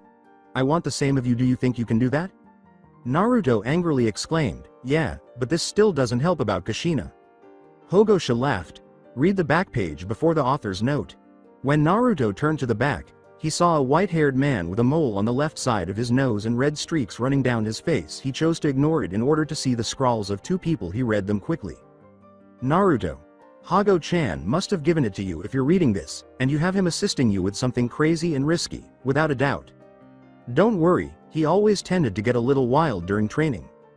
Databane. He's just as sane as I am. Oh no, I hope my catchphrase escaped your notice. I can't possibly get rid of it. The baka is something that Hago-chan will tell you about in a very dramatic manner if you did receive this book and we weren't present in any case. I'm still too rough around the edges, so be a good boy and find a nice girl. Instead, look for someone who loves you for who you are and makes you smile. Goodbye, my love. Uzumaki Kushina. Mom, writing it down feels so strange yet right. When Kushina entered, Naruto chuckled a little, his eyes welling with tears. Wiping his eyes, he turned his attention to the second note. Naruto, pay attention to your mom Namikaze Minato, mostly dad, but also Yondaime Hokage. Naruto appeared astonished. Was his father the fourth Hokage? He read both notes repeatedly as he gazed at the page, holding the book against his chest. He closed it. His eyes began to well up with tears. He whimpered, To-chan, Ka-chan, as he sobbed for the parents he had never met before. Long, he sensed a set of arms encircling his back in consolation. He was affected by Hogosha's soothing words. It's okay, Naruto. A ninja does not show tears, but right now you are as human as everyone else, let it out. Naruto sobbed in the agony of his unidentified loss. He wept and wailed. Not many people heard it, but those who did could tell it was sincere. That would sound phony without any training. The sobbing ceased after a few minutes, and Hogosha turned to face Naruto. When he let go of him, he said, Feel better? Naruto merely gave a nod after a brief pause to allow Naruto to gather his thoughts. Hogosha spoke. Do you know the significance of your name, Naruto? Naruto paused to reflect. You mean fish cake? Then Hogosha chuckled. Jiraiya-sensei was the same with the name, coming up with the inspiration from eating ramen. Ah, that reminds me, how about we go for Ichiraku after this? Naruto's expression brightened greatly. He jumped at Hogosha and exclaimed, Really? Yata? You're the best sensei ever. The older man soon joined in the laughter.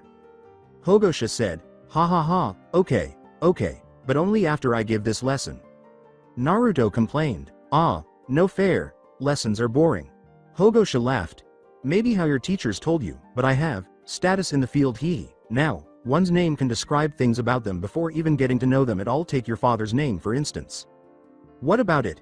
Namikaze can be reformed as wave wind, while Minato means harbor. Thus, harbor of the waving winds means that he can be a pretty calm person and can accept anyone, but get on his bad side and the seas will be rough. Now, what does my name mean?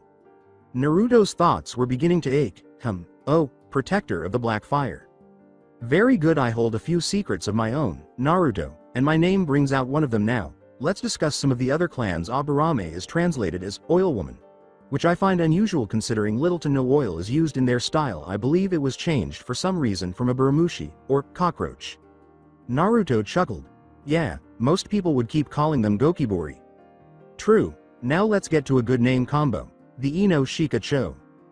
The surnames Yamanaka, Nara, and Akamichi refer to something each clan is known for socially.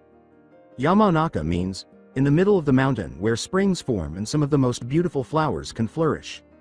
Nara, from what I recall, used to be an area known for its tame deer. Akamichi literally means, autumn street, where food vendors are usually found at festivals. The Ino Shika Cho phrase comes from a really strong combo in Hanafuda, or flower cards, using boar, deer, and butterfly.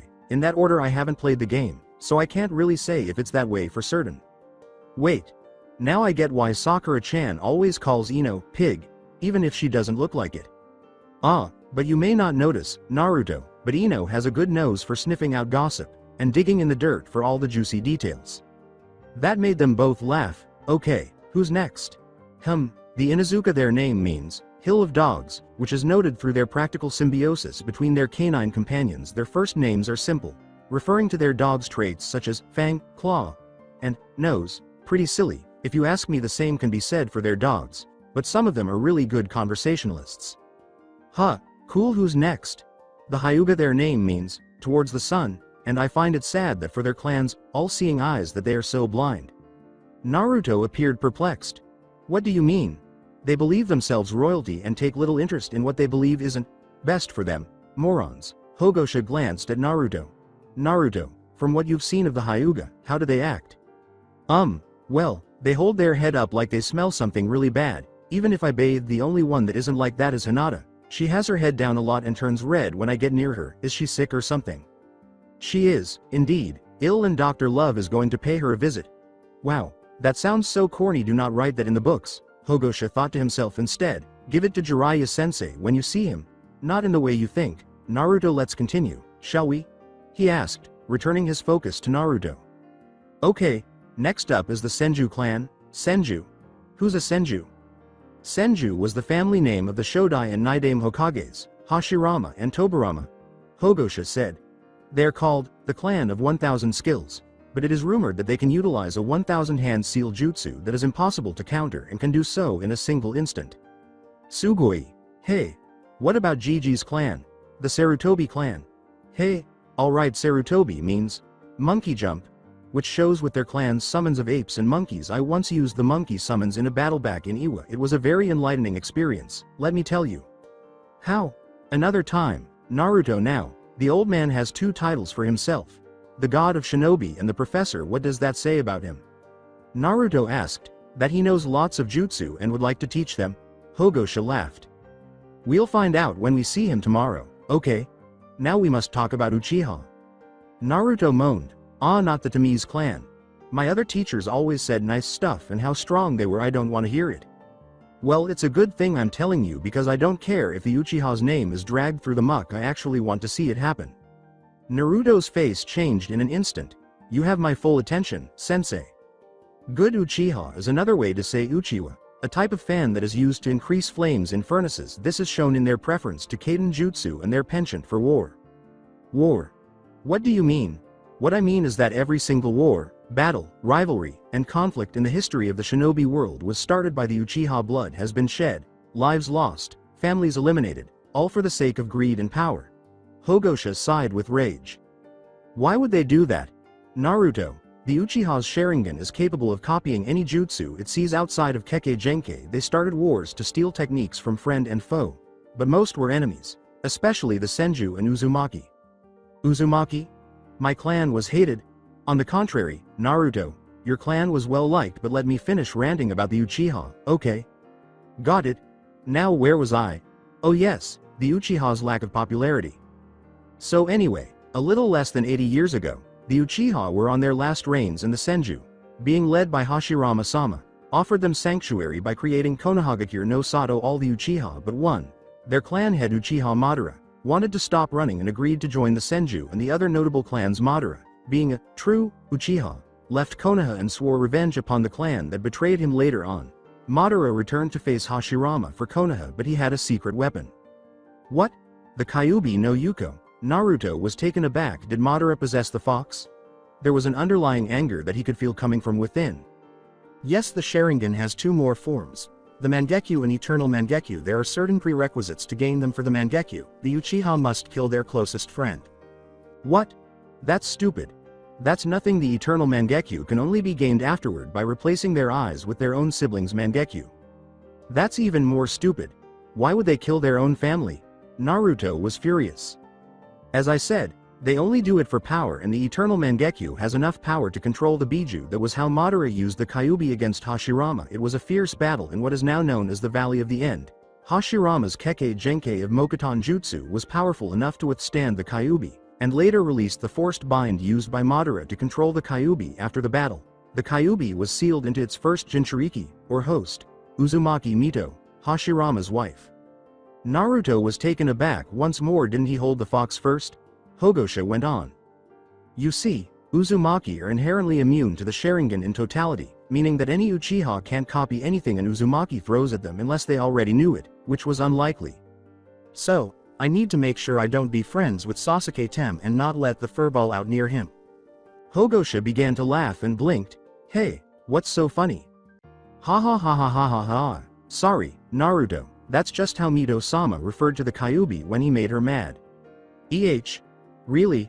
Really, you're more Uzumaki than you think now. Uzumaki obviously means whirlpool, but it's your first name that's the real significance. You went and gave me a history and grammar lesson just to tell me the meaning of my name? Naruto was deadpanned.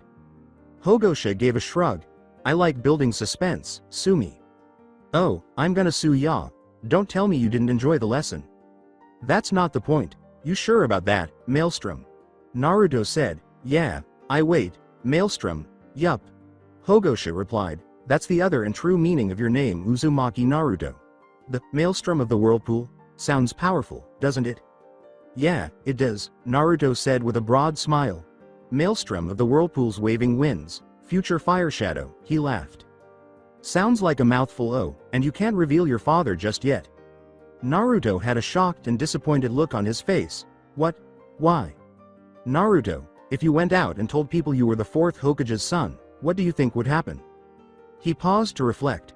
They'd say I was lying and try to kill me again. At those words, Hogosha unconsciously clenched his fists, but loosened his hold to proceed. Exactly, so I am going to train you to use everything your old man and your mom could do. Hell, I'll even throw a few of mine in the mix. Sound good to you? Naruto grinned with a fox-like expression. You know it. That's what I like to hear. Now make some shadow clones and I'll have one of mine take you to your new home. For a moment, Naruto stood. New home? Of course. You'll be staying with me at my place. I've got more than enough room, and a training area you'll just love. Hogosha gave a sincere grin. Okay. But why the shadow clones? Shadow clones can't exactly eat ramen at Ichiraku's, trust me. I tried and so did Kushina. The extra noodles and broth stay in place after the clone disperses. Hogosha was weeping. Such a waste of good ramen. Naruto let out a dramatic gasp. His cry was, the horror, the horror. Hold me, sensei. But Hogosha restrained him. Sorry, kid, but I have a strict 1 hug per day policy unless stated otherwise, and no, your ninja centerfold does not count, nor will it change the policy. Darn it! Exclaimed Naruto, as he made multiple shadow clones to seize all of his belongings, while Hogosha made his own while the real 2 left for Ichiraku's. Compound Aburame, Shino said, Father, I have returned. He was holding the roll cake in one arm and the documentation scroll in the other. Shibi, the head of the Aburame clan, stoically asked, so it can be seen who is on your team. Inazuka Kiba, his dog Akamaru, and Hyuga Hinata are Jonin sensei is Yuhi Kurenai. After noticing the scroll and the roll cake, Shibi said, a tracking team. Logical enough. For what reason do you have those items, Shino? A notable shinobi that was apparently hidden and removed from the academy lessons came during our team placement. He offered us all the chance to become his apprentice, but I believe it was a ruse to help one of my classmates. Who? Uzumaki Naruto. While the shinobi proceeded with the test, he effortlessly defeated my classmates with little use of ninjutsu or taijutsu, only going out against Uzumaki using a high form of taijutsu called Rasengan. The test was for one of us to make contact with the target, who we all thought was the shinobi, when it was really Uchiha Sasuke that was the target. After the test, he asked Hinata and myself to join him and discuss our reasons for not acting in the test. I gave my reasons and he gave me this scroll to give to you. Shino took out the scroll. Shibi wanted to know. And the roll cake? A sign of good faith, I would assume. And the notable shinobi's name? Shino turned to face his dad. Kurohi Hogosha? Shibi gazed at the scroll in front of him, his brows raised at the name. The first words appeared when he opened it. To Hogosha, the busiest man in the hive even though he was invisible, Shibi was grinning. Hogosha had no problem with people who were different from him like his teammates. He was outgoing and always treated Shibi like a regular person, something that an Aburame would never take for granted. Then his gaze returned to his son. What do you think of Hogosha? Shino paused before responding. Hogosha-sensei is brash, proud, yet wise, but he holds some pain of his past. I expect him and Naruto to get along well. Shibi gave a nod. My son, I doubt you could be more right. Compound Inuzuka. In his room, Kiba was complaining that he had failed the test. Akamaru and his master were in a similar frame of mind. What's wrong, pup? Kiba turned to see his mother standing at the door disappointed. He turned over and gazed at her. Nothing, Mom, I'm just mad that Naruto's getting special training from some hotshot shinobi, he replied. Hana slipped in. Uzumaki's got a sensei. Who's stuck with him? Kiba appeared irritated. Some guy called Kurohi Hogosha. You know him? Kiba inquired. Hana and Sume stared at him in disbelief. What? Hana exclaimed. You're kidding, right? In shock? The Blue Fury's back? What's the big deal? Kiba responded. He wasn't brought up in classes, so he can't be well known, right? Sume said, Pup, he is a big deal. Out of my generation, he, Kushina, and Minato were the only ones I could consider true alphas. Kiba appeared taken aback. The Inuzuka title for the most powerful and worthy member of the clan was alpha. Even more than that, true alpha was worthy of the respect of the village as a whole. That no Uchiha was ever characterized as either of them pleased him. And if he's training Naruto, he's gonna be your generation's true alpha, Sume said. Kiba yelled, Ha, that'll be the day. When Hana said, it will be, brother, she hurried to her room with her Haimaru triplets in tow, saying, and with Hogosha-sama, that day could be very soon now. If you'll excuse me, I have to collect all my Kokura ninja books so I can get him to sign them. Sume sighed at her oldest daughter, wishing in private that she could do the same thing, and more. Ramen Ichiraku. Naruto called out, Oi, Ayame Nichan. 3 miso ramen. Please. As he and Hogosha crept inside and sat down. The brunette assistant said, Hey there, Naruto, who's your friend? Naruto grinned and said, He's my new sensei. Ayame questioned, Really? Then where are your teammates? Hogosha clarified, Actually, my dear Naruto is my only student. I see, so what can I get you, mysterious sensei? Hogosha laughed, Well, it's been a good while since I had good quality ramen, so I think I'll have a Shippuu, hurricane, ramen, if you could be so kind.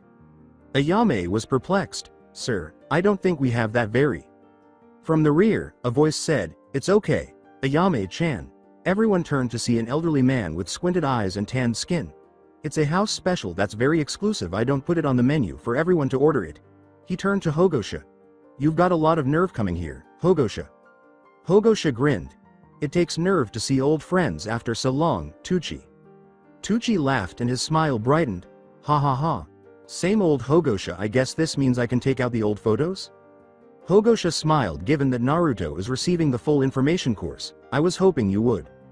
Soon after, Tucci went under the counter and came back with 3 framed pictures. Minato as a child with the white-haired man from the book's back, a black-haired girl with barrettes in her hair, and a tan boy with light brown hair who was squinting at the camera.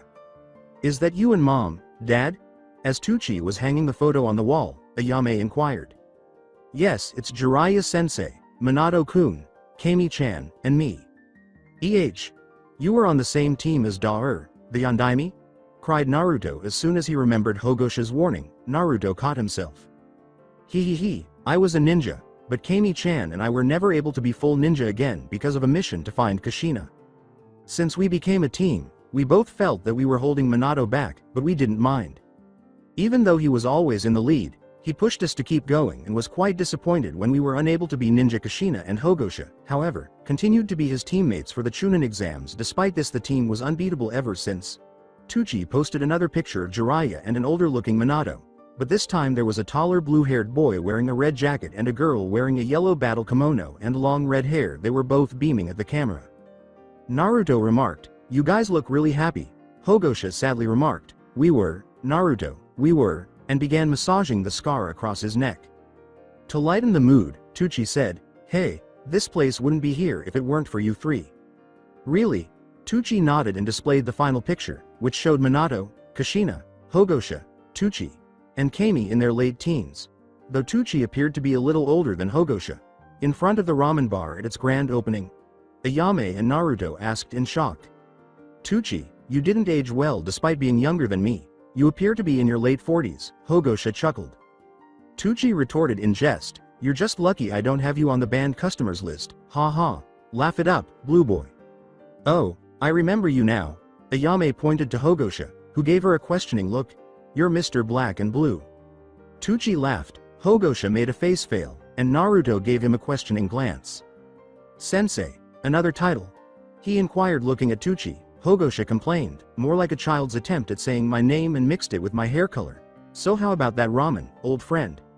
He turned to the stove and began to cook, saying, hey, you're just lucky that Naruto's my best customer. Do you know what my mom's favorite ramen was, Tucci Jii? Naruto inquired. I believe that her favorite was salt ramen, surprising considering that she hated things that were bitter. Tucci pondered for a moment. I'll take one of those and the rest of my order after that. Hey, you never said what mom's name meant, he said, turning to face Hogosha. I didn't. After giving it some thought, Hogosha acknowledged that he was correct. I guess I forgot about it. In any case, the name Kushina was derived from the name of Susanoo, the god of seas and storms, who rescued her from the eight-headed demon Orochi. Her name was Kushinadaheim. On that note. Relax. Orochi has nothing to do with the Biju. So mom had a goddess as her name? Awesome. That made Naruto happy. The moment Hogosha felt a hand shot at Naruto, he grabbed it and jumped outside to see the attacker, but his smile was fleeting. Hitaki Kakashi, you're late. With a simple eye smile, the masked Jonin said, I am just here to pick up my student, Hogosha-san. At that, Hogosha scowled. Did Sai not tell you? He is now my apprentice. Apprentice to a missing nin? Kakashi asked, merely glancing at him.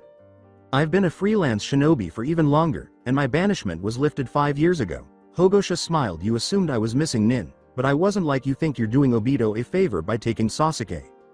Kakashi's eyes were glaring. I'm not that little kid you pushed around back then, sensei. Wrong, you've been pushing people ever since you got that Sharingan. I simply push back, and you know I can push hard because I'm Konoha's 4th strongest. What exactly are you here for now? Hokage-sama wants to see you, and when I have time, I'll get to him. My new apprentice and I are enjoying a nice dinner together. He obviously didn't take it well, Hogosha said, throwing Kakashi into the air before returning to his place in Ichiraku's. He then grinned at Sai as usual. He was muttering about insubordination on the way here, Sai replied.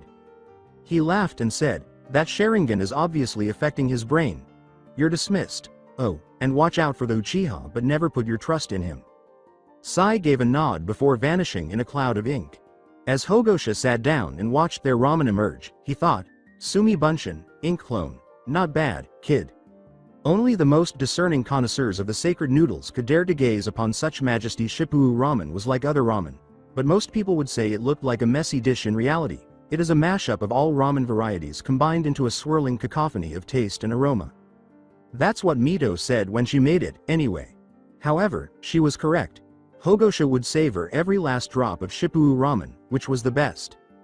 Oh, Naruto, Hogosha remarked, noticing Naruto already with noodles all over his face, so much like her.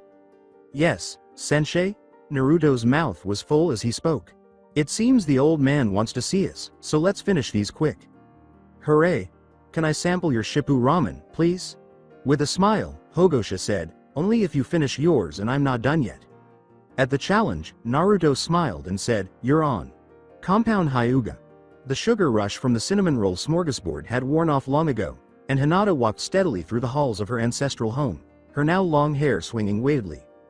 Hinata was adjusting to her new hairstyle, and a few people in the branch house, as well as some people in the main house, were staring at her with astonishment. She soon found her father's study and knocked on the door. He heard him say, enter. With her father's back to her, she entered and took a seat. She stammered, I'm home. Otou-sama, Hiyashi said impassively. So you are, your teammates? Inazuka K. Kiba and a flat Barain Shino A and K. Kurenai Sensei is our leader. Stop stuttering like a demon. According to Hiyashi, there were rumors of a test earlier today, which is unworthy of a Hyuga. You clearly didn't perform well. Hi, it W was an exercise on DD discovering and taking O out traitors, and the S Sensei called me afterwards to discuss my actions. This sensei was who? Hiyashi inquired. K. Kurohi H. Hogosha. Why him, of all people? Was it him, or some elaborate prank? Who was the test's target, who finished the objective, and did he give off an unusual chakra signature? Hiyashi twitched slightly. Maintaining his stature, he asked the questions quickly one after the other. Yu Uchiha Sasuke was the target, B, but it wasn't revealed until Naruto-kun hit him, and it was different, but it had a normal flow, Hinata said softly. Hiyashi thought, damn it, it was him. Why was he back of all people? He turned around and saw his daughter, whose long indigo hair flowed behind her as she pressed her fingers together and played with her hair tassels with her thumbs. He could only look at her before he heard a word. Hello, Hitomi-chan. After the test, Hogosha-sensei took me and Shishino-kun to AC Cafe and talked with us about it, Hinata said, taking a deep breath as she glanced at her father, who appeared surprised as well as a little sad following Shino-kun's explanation and departure. Hogosha-sensei spoke with me and urged me to improve myself even though the elders said she should not be mentioned. He also used a jutsu to let my hair grow out, saying I'd look more like Oka-sama. Hiyashi frowned at that. He had never consented to refrain from talking about Hitomi. The mere idea of doing so was unimaginable. Why would they say that, Hinata? The tone of his voice made Hinata shrink back. They said it would detriment my training. As he got up to speak with the esteemed elders, Hiyashi saw red, white. But Hinata stopped him. Does that mean he sees pink? Please don't do anything, Oto-sama. In the end, it might only cause us harm. Hiyashi turned to face his oldest daughter, who explained that the elders would do something that might harm them. So, Hinata, what would you recommend? Hinata turned to her father and said, perhaps we could ask Hogosha-sensei for assistance? Even though he didn't like Hogosha, he was likely the only one who could assist in this kind of circumstance, so Hiyashi sighed after blinking. Excellent. Tomorrow, I will talk to him. Get your sister and come see me in the garden for the time being. For what purpose? With her hair like this, Hinata wasn't prepared for a fight and was concerned that it would be a sparring match, so she asked inquisitively. Hiyashi stated stoically, but with a hint of humor in his voice, I think it's long overdue that we had some father-daughter time.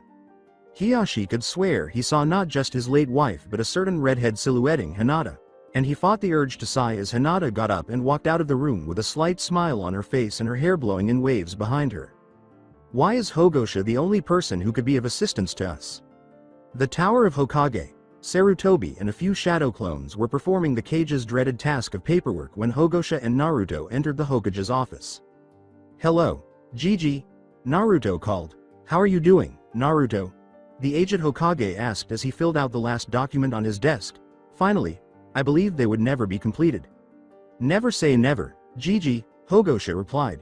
You may just get twice as much as today. With a loud gasp, Hiruzen complained, keep that up and I'll have a heart attack. The younger ninja gave a chuckle. So, Hiruzen, why did you call us here? Hogosha inquired. Hiruzen laughed with a raspy voice. Well, I was going to congratulate Naruto on his performance during your test, Hogosha. It was rather dynamic, to say the least. Both of them moaned, Naruto in annoyance and Hogosha in frustration. Old man, I knew you were observing. The appearance of Anko only confirmed the evidence. Furthermore, how could I have known that sensei was more adept than I at performing my ninja centerfold? Hiruzen put a long-nosed, bluish-white mask on the desk and said, laughing, also, since you're back in the village, Hogosha, I believe I should give this back to you. A mask made of Tengu? Naruto inquired. You're right, Naruto. An Anbu Tengu mask. Hogosha picked up the mask and studied the details, recalling the times he wore it. All demon, mythological creatures depicted as Anbu masks are regarded as high-ranking elites, except for dragon. However, they ceased doing so 10 years ago. It would seem that they were too obvious and did little to hide the wearer's identity. He pushed the nose down by the sides, exposing a short blade inside. I wonder if it still has the AHA.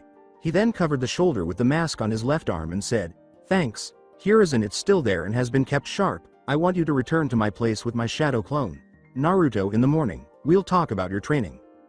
Hogosha turned back to the Hokage, his face solemn, and Naruto moaned but obeyed, escorting his clone out the window.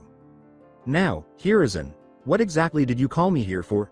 This visit isn't social. You revealed an A-rank secret to Academy students becoming genin. Hiruzen's expression reflected Hogosha's. Which I wouldn't have had to if it was part of the lesson plan. Revealed an S-rank and 2 SS-rank secrets to the Hyuga heiress. She asked a question and I answered, simple as that. Caused a stampede through the streets, that was an accident. And disregarded hospital protocol with a coma patient. Does that look like a coma patient to you? Hogosha said, slamming Renge's medical file onto the desk. With a serious and inquisitive expression, Sarutobi examined the file. Who was the doctor in the room? I'm not sure he had his name tag covered. Do you recognize a middle-aged person with black hair, glasses, a purple turtleneck, and a spooky doll? Maki, Anbu. Before the Anbu could be sent out, Hogosha said, don't. Saru, there's a lot more going on here than I think, and I need more evidence against the guilty parties. Someone is already working on it for me. So, how much does he know? Sighed Hiruzen. According to Hogosha, almost everything. Even, he began massaging the scar on his throat once more and said, no, he doesn't know about Kushina as the second Jinchuriki or, that night. At Hogosha's scowl, Sarutobi interrupted, Hogosha-kun, there are sometimes necessary sacrifices. Do you think of Bawako as a sacrifice? Hiruzen returned the glare, saying, don't involve her, Hogosha, this is about you, not about me. No, Sarutobi, Minato and Kushina were the only sacrifices, and they weren't required. They were killed because of that jerk, and I'll kill him for peace. Hogosha snarled, his fist trembling. This makes you sound just like, sighed Hiruzen. You want Silverback, but don't even dare say it. I am nothing like that bastard spawn of Uchiha that the pitiful council worships, Hogosha roared. Ahem. Utatane Kaharu, Mitokado Homura, and Shimura Danzo were the three elderly people they saw near the front of the office. A tall, serious-looking man with glasses, a woman with two connected balls of hair skewered like a dango, and a hunched man with wrinkles, dark, spiky hair, half covered in bandages, and an X-shaped scar on his chin. Oh great, Hogosha snarled, it's the Crone Patrol. Homura said, you would do well to show us respect, Hogosha. Hogosha pushed his way to the door while sneering. Kurohi, did you not hear us? Kaharu exclaimed. With eyes as cold as a frozen night, Hogosha turned to the three elders and said, there are only 3 elders I consider worthy of respect. And they died 30 years ago. He then exited the room. Insubordination his ass. A freelance shinobi takes jobs he wants from anyone he chooses, and on his own terms. Hogosha was walking the streets of Konoha with the sun setting in the distance, feeling inwardly enraged at the audacity of Sarutobi's statement, believing he was to follow the laws. The council set forth. His mood barely changed when he heard a voice in his head. The voice said, you are acting like the bastard child. You know he's kind of right, boy. Hogosha swore, I would think you'd be on my side, considering who the subject is. Yadaga Baka. I do not want to hear it. Trust me, I want them dead just as much as you do. Even more so, Yadaga said, but even I won't dwell on the past, which is unchangeable. I know, goddammit, but I know it hurts.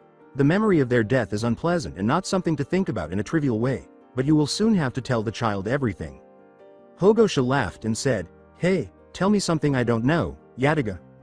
Yadaga said, your fan club has emerged, and you will be in an uncomfortable situation in the next 15 minutes. After stopping and blinking, Hogosha heard it, he's right there. Kurohi Dono, please sign my books, sign me. Give me a woman. Incorporate me into your upcoming book. Give me your kids. Hogosha-sama. As much as Hogosha would like to deny it, he was in a similar position to the Uchiha. However, rather than being the last of a clan, the things that romance authors include in their stories stoke the passions and dreams of all females, young and old. Well, except for the elderly crones, but you get the idea. Such works portray him as the most eligible bachelor in Konoha, if not the entire country. Hogosha watched in horror and astonishment as the second stampede of the day approached him, bringing with it middle-aged women and girls. Yadaga corrected, this is more of a mob than a stampede, boy. Hogosha mentally screamed, not helping, Yadaga teme, as he began to run in the opposite direction of the stampede or mob, which followed him for a while adamantly praising him and promising their unwavering love and loyalty, even to those he could be certain were married. How shallow some women can be, really. Nevertheless, Hogosha leapt to the rooftops and tried to escape to higher ground. He almost succeeded and was ready to unwind when he realized something important. Kunoichi made up the majority of his readers. 3 Chunin girls nearly killed him, but he managed to escape with a shunshin and jumped to the next roof. He was being chased across the buildings once more, and the mob continued to follow him indefinitely.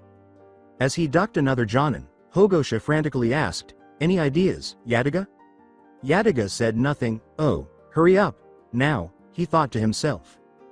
Yadaga said proudly, Say it right, and I'll think about it. O great Yataga-sama, Lord of the Winged Mountain, help this insignificant mortal in his time of need. I said. There.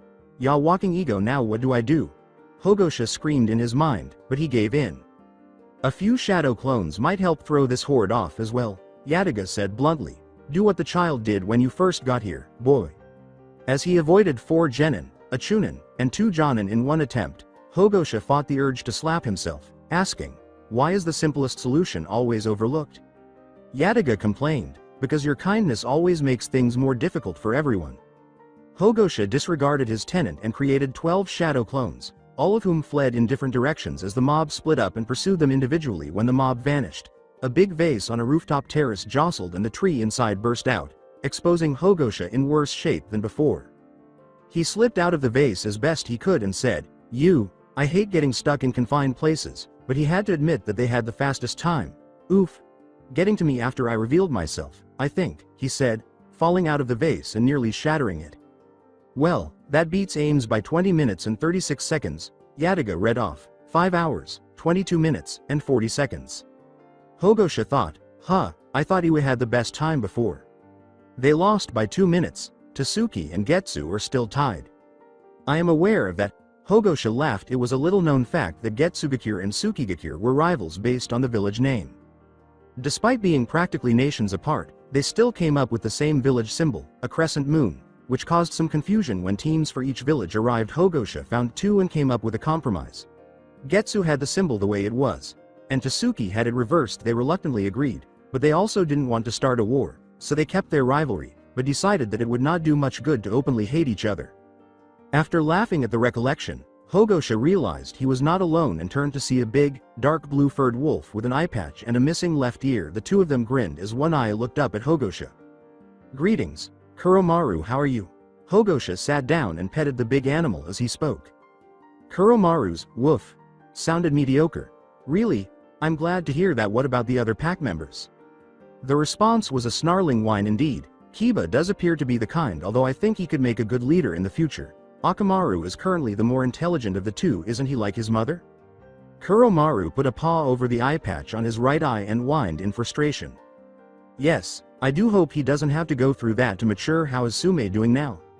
How about asking her yourself? You fucking set me up, Hogosha said, flinching at the dog after flinching at the voice. Kuromaru gave was Hogosha considered a dog's version of a chuckle. A raspy wheezing with the dog's eye closed and a grin on its face. He was about to tell him off, but figured that Sume took priority at the time. Hello Sume.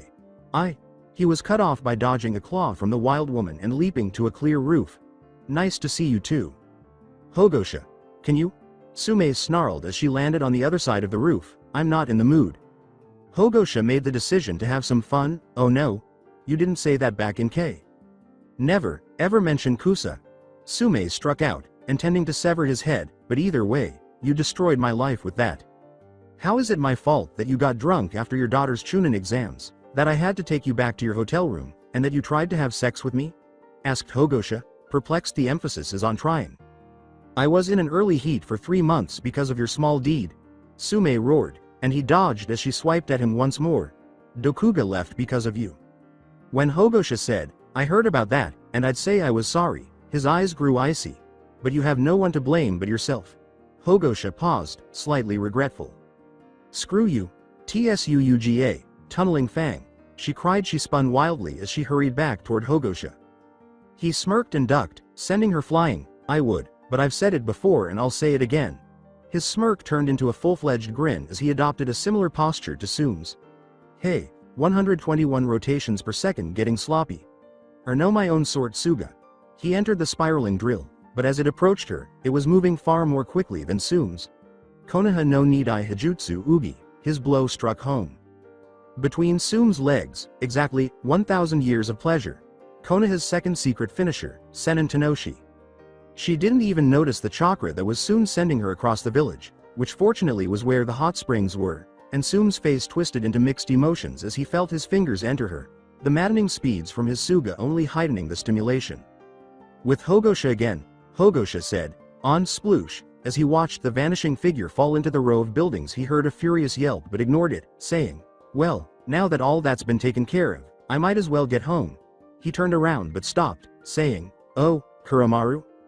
Hogosha caught the dog's attention. He raised his hand with 2 fingers out and made a scissors motion, saying, "If you come speak with me again and it has something to do with Sume still being mad at me." The dog quickly drove off, but he was aware of the context. Sigh, well, that didn't go as expected. Why of all people would she be the one to? Hogosha sighed as he leapt down to street level. Yataga. How many minutes passed between the start of the mob and Sume? He paused in thought. 15 minutes, as I mentioned earlier. He could sense his tenant's smirk, but he couldn't see it. To be honest, boy, I would think that after all these years you would trust me on these things. Well, Hogosha complained, pardon me for being human. I would, but even for you, Blue Tengu, it wouldn't really matter. He complained, only you and those of Hoshi call me that. The remainder of the way was silent as Hogosha strolled through the streets, observing the emerging nightlife as the sun was setting. A faint smile appeared on his face as he thought back to some of the evenings spent with his friends. Chao's eating competitions, Inoichi's attempts to prevent brain freezes following ice cream fights, Shibi's amusing discussion about the ways of the universe, Shikaku's hiding from Yoshino, the Hyuga twins in a drinking contest, a friendlier Sume with an uninjured Kuromaru, and even Hiruzen's oldest son Wukon in a wrestling match. However, during all of those occasions, Minato and Kushina were present, laughing, smiling, having a good time, like nothing could happen to them. Hogosha muttered glumly and proceeded to walk down the street, until he heard the distinct sound of a kunai being thrown at him. He quickly grabbed it before it hit his face and, aware of the tactic, took the second kunai from the attacker back. With his eyes closed, Hogosha remarked, if you wanted to talk, this old gag wasn't needed, Anko. Now, sensei, where's the fun in that? He heard her say, and when he looked down and behind him, he saw that she was grinning wildly at him. He mimicked her with a smirk and said, sorry, Anko, I just got away from a mad dog and rabid fans. Not necessarily in that order. Standing a few feet away, Anko gave up her position and said, I would think so, sensei, for the sake of tradition. How about some dango? Well, Hogosha said after giving it some thought, I wouldn't want to impose if it's girls' night, Anko. Always considerate, sensei, said Anko with a smile. You owe me dango, though. Now Anko, get it moving. As she pushed him to the dango shop, Hogosha raised his hands in defeat and said, okay, yeesh. Kurenai and a woman in Anbu gear with long violet hair met them there. Hello, ladies. Look who I caught, with a smile, Anko said. With a sigh and a faint smile, Kurenai said, at least you weren't in a stampede again. However, Hogosha clarified, a mob, actually, Hogosha-san. You simply can't avoid trouble, can you? I heard about that, said the Anbu. As he searched for a name, he said, not if I can help it, She teased, come on, you saw my mom earlier. Yes, I did? He looked at her closely, and when she smiled, it dawned on him, Yugao. Got it in one, Hogosha-san. After a brief moment of surprise, Hogosha grinned happily and said, I never considered you for Anbu. I always thought you'd be a medic nin. Really? Anko had 3 dango in her mouth when Kurenai asked, her face and Anko's both showing curiosity. Obviously, with a playful twinkle in his eye, Hogosha grinned and said, when Hayate was a young child and he first developed a cough in the academy, you always insisted on playing doctor with him whenever he was at the spiral shop. The women were affected differently by this. Yugao was flushed, Anko was laughing, and Kurenai suppressed a giggle. Oh, your parents thought it was so cute, Hogosha said with a big smile. You took his temperature, wrapped his arms and legs, and applied as many bandages as you could, and you always kissed him when you were done. Then you would? He halted when he felt a blade, specifically Yugo's, at his throat. No one more word, she said, the icy tone of an Anbu adding to the threat, but this did not have the desired effect because Hogosha easily grabbed the edge of the blade and pulled it away. He echoed her tone, saying, I don't take kindly to weapons at my throat, Yugao. His tone was so low that it was difficult for anyone outside of Root to match it, even for them. You're lucky you're on my good side. Yugao retreated after glancing into his eyes, which were colder than the most brutal genjutsu. Hogosha sighed deeply and closed his eyes, then opened them again to reveal the serene green eyes he had previously had. I apologize for that. Where were we now? Hogosha and the women discussed the social graces of the civilian and shinobi areas for a long time. He had previously discovered that some spy networks were the best in the village, so he allowed Jiraiya to use his extensive network across the nations, but he got more sophisticated information instead of, she came through a while ago looking for insert subject here. just by talking to a few kunoichi.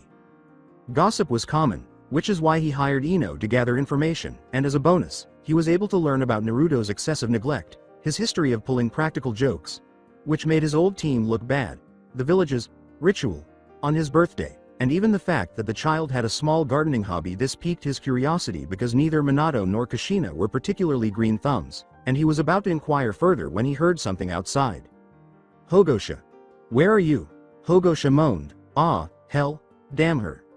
Soon once more, Yugao inquired. Isn't that clear? He complained as he stood up and went outside to meet his assailant.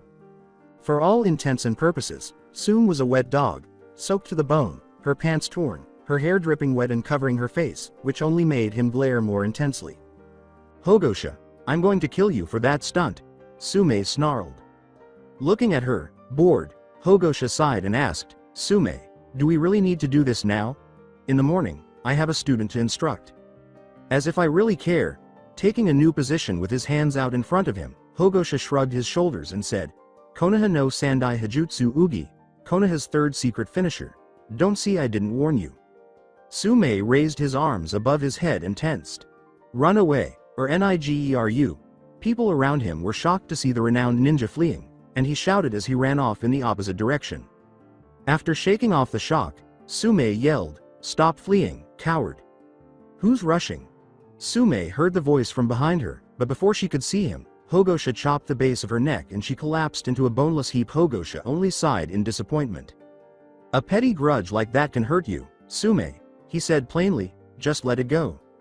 You could take that advice as well, boy, Yataga said. Practice what you're preaching. I would if I could, but you know damn well I can't. It's hardly a petty situation with me, Hogosha thought. Shuddering at the reminder of that night, he turned to a corner and called, Hey Kuro, get over here and take your partner back home. The large canine stepped out in the open, looking at Sume in vexation. Before picking her up and slinging her across his back, he stared at the true alpha and nodded his head. Hogosha nodded back and added, Make sure she stays there, to which Kuromaru gave a reassuring bark as he went on his way. Hogosha sighed when they were out of sight and he turned to the ladies. My apologies, but I really need to get home. Like I said, I have a student to teach in the morning. He quickly used a shunshin to get away. Later on, at a medium-sized estate, Hogosha walked in silence to the gate of his abode. He was glad that he came back a few days ago because almost the entire estate was in disrepair. He silently thanked shadow clones for cleanup and damned the civilians for trying to get inside, as evident by the multiple scorch and burn marks on the surrounding wall. Hogosha never liked civilians, especially the council type. Those arrogant money-grubbing fools thought they were in control. Well, they would soon be in unmarked shallow graves if he got his way. He soon came to the gate and chuckled as he saw a black painted fire decorating the gate. No doubt Naruto's handiwork. Looking around, he decided to add a bit more, making shadow clones. He soon had a red spiral in a black 4-point array and a yellow crescent moon with blue waves encompassing it on either side of the painted flames. He grinned at the nostalgia, as it was not only his home, but Kushina's and even Minato's for a time. As he admired the masterpiece in front of him, sensed a presence behind him, he soon grew irritated and spun around. Sume, for the last time, that was as far as he got as he looked at the silhouette in the fading twilight, the pineapple-shaped hair disclaiming his assumptions. Anko? Unlike earlier, this was not the Anko that was outgoing, brash, and headstrong. Her body language was actually similar to Hinata's earlier, but it was less shy, and he realized something as she quickly embraced him in a hug, her head in his chest. This was the little girl he was forced to leave behind. I'm glad you're back, Sensei, Anko said in a tearful whisper. 12 years of pent-up misery was threatening to break out from the overwhelming happiness she was feeling. Getting out of the partial shock, Hogosha slowly wrapped his arms around her. I told you I would be, kiddo, he whispered, and I'm proud that you became so strong. Anko looked up at her second teacher, her eyes wet and red, but her face held a small smile. I tried to help Naruto, like you asked me to, but, she stopped herself. Those peons of the Honorable Council and the elders denied you the ability to do anything, right? Hogosha finished. A malignant hatred in his tone. Anko just nodded and let go from the hug. Hogosha just grinned like a feral beast and he patted her head. Don't worry, kiddo, I have a plan that will have them begging for forgiveness, and if they don't, well, they will, after some coercing. Anko's small smile was now a full grin. Coercing usually meant interrogation, and interrogation involved her favorite pastime. Can I help, Sensei? Please, please, please? She asked like the small child. Hogosha remembered it was enough for Hogosha to laugh outright. Okay, okay, you can help remember, though. This is strictly off the books until I saw otherwise, got it? With a mock salute, Anko nodded and said, "You got it, sensei. I'll make Aunt Kushina and Uncle Minato proud." Hogosha had to use all of his self-control not to give her another, much more emotional hug, instead choosing to smile broadly. He turned, opened the ornate gate, and entered, whispering, not loud enough for her to hear, "That's my girl," as she fled into the night. He looked at his house as the gate closed behind him. It was an older-style house, raised on a stone brick hill to overlook the yard and the cherry blossom trees. Hogosha walked down the path, admiring the beauty of the nightly blossoming of the lightning bugs blinking in and out and the faint sounds of cicadas in the trees. He'd have to ask Shibi for some help with them later. Previously, it was more like a haunted manor than a house, but thanked Kami for his large fortune and his old D-rank home repair work. Finding Naruto and speaking with his tenant was his first priority. As soon as he entered the house, he wandered the hallways, wondering where Naruto might be, and then it dawned on him he soon arrived at a sliding door, and as he opened it, a tiny smile returned to his face. Hogosha grinned at the thought that the room, which could have easily housed his former apartment, was actually the room of the boy's own mother, where Naruto was sleeping clumsily on a big bed. He approached the bed and applied the required hand seals, saying, "Ninpo. Shintenshin no Jutsu. He takes after her a lot more than I thought, but for now, I have an appointment to keep." Darkness quickly engulfed his vision, the mindscape of Naruto. Drip drip drip. As Hogosha regained consciousness, he heard the sound of water, and as he moved forward, he felt the movement of water. He continued to walk down the hallway designated for him, saying, "I see these are his unshed tears of pain." He glanced at the high, dimly lit walls, and said, "And these walls, his indomitable will. He uses this as a mask to hide his fear and sorrow, but also reinforcing his strength. How very Uzumaki." Hogosha heard heavy breathing soon after, and as he turned the corner, he saw a big red and gold gate with a slip of paper bearing the kanji for seal. On it he stepped into the center of the room and gave the prisoner behind the gate a stern look. "It's been a long time, Kurama." Hogosha heard a snarl of laughter as a red eye emerged from inside the cage. Its slit pupil thinned at the sight of the man, and the eye rose up and became two, glaring down in apparent superiority. "So, the prodigal son has finally returned." So that's it for today. I hope you guys enjoyed it. Don't forget to like, share and subscribe to the channel for more awesome stories like this. Thank you. See you all in my next video.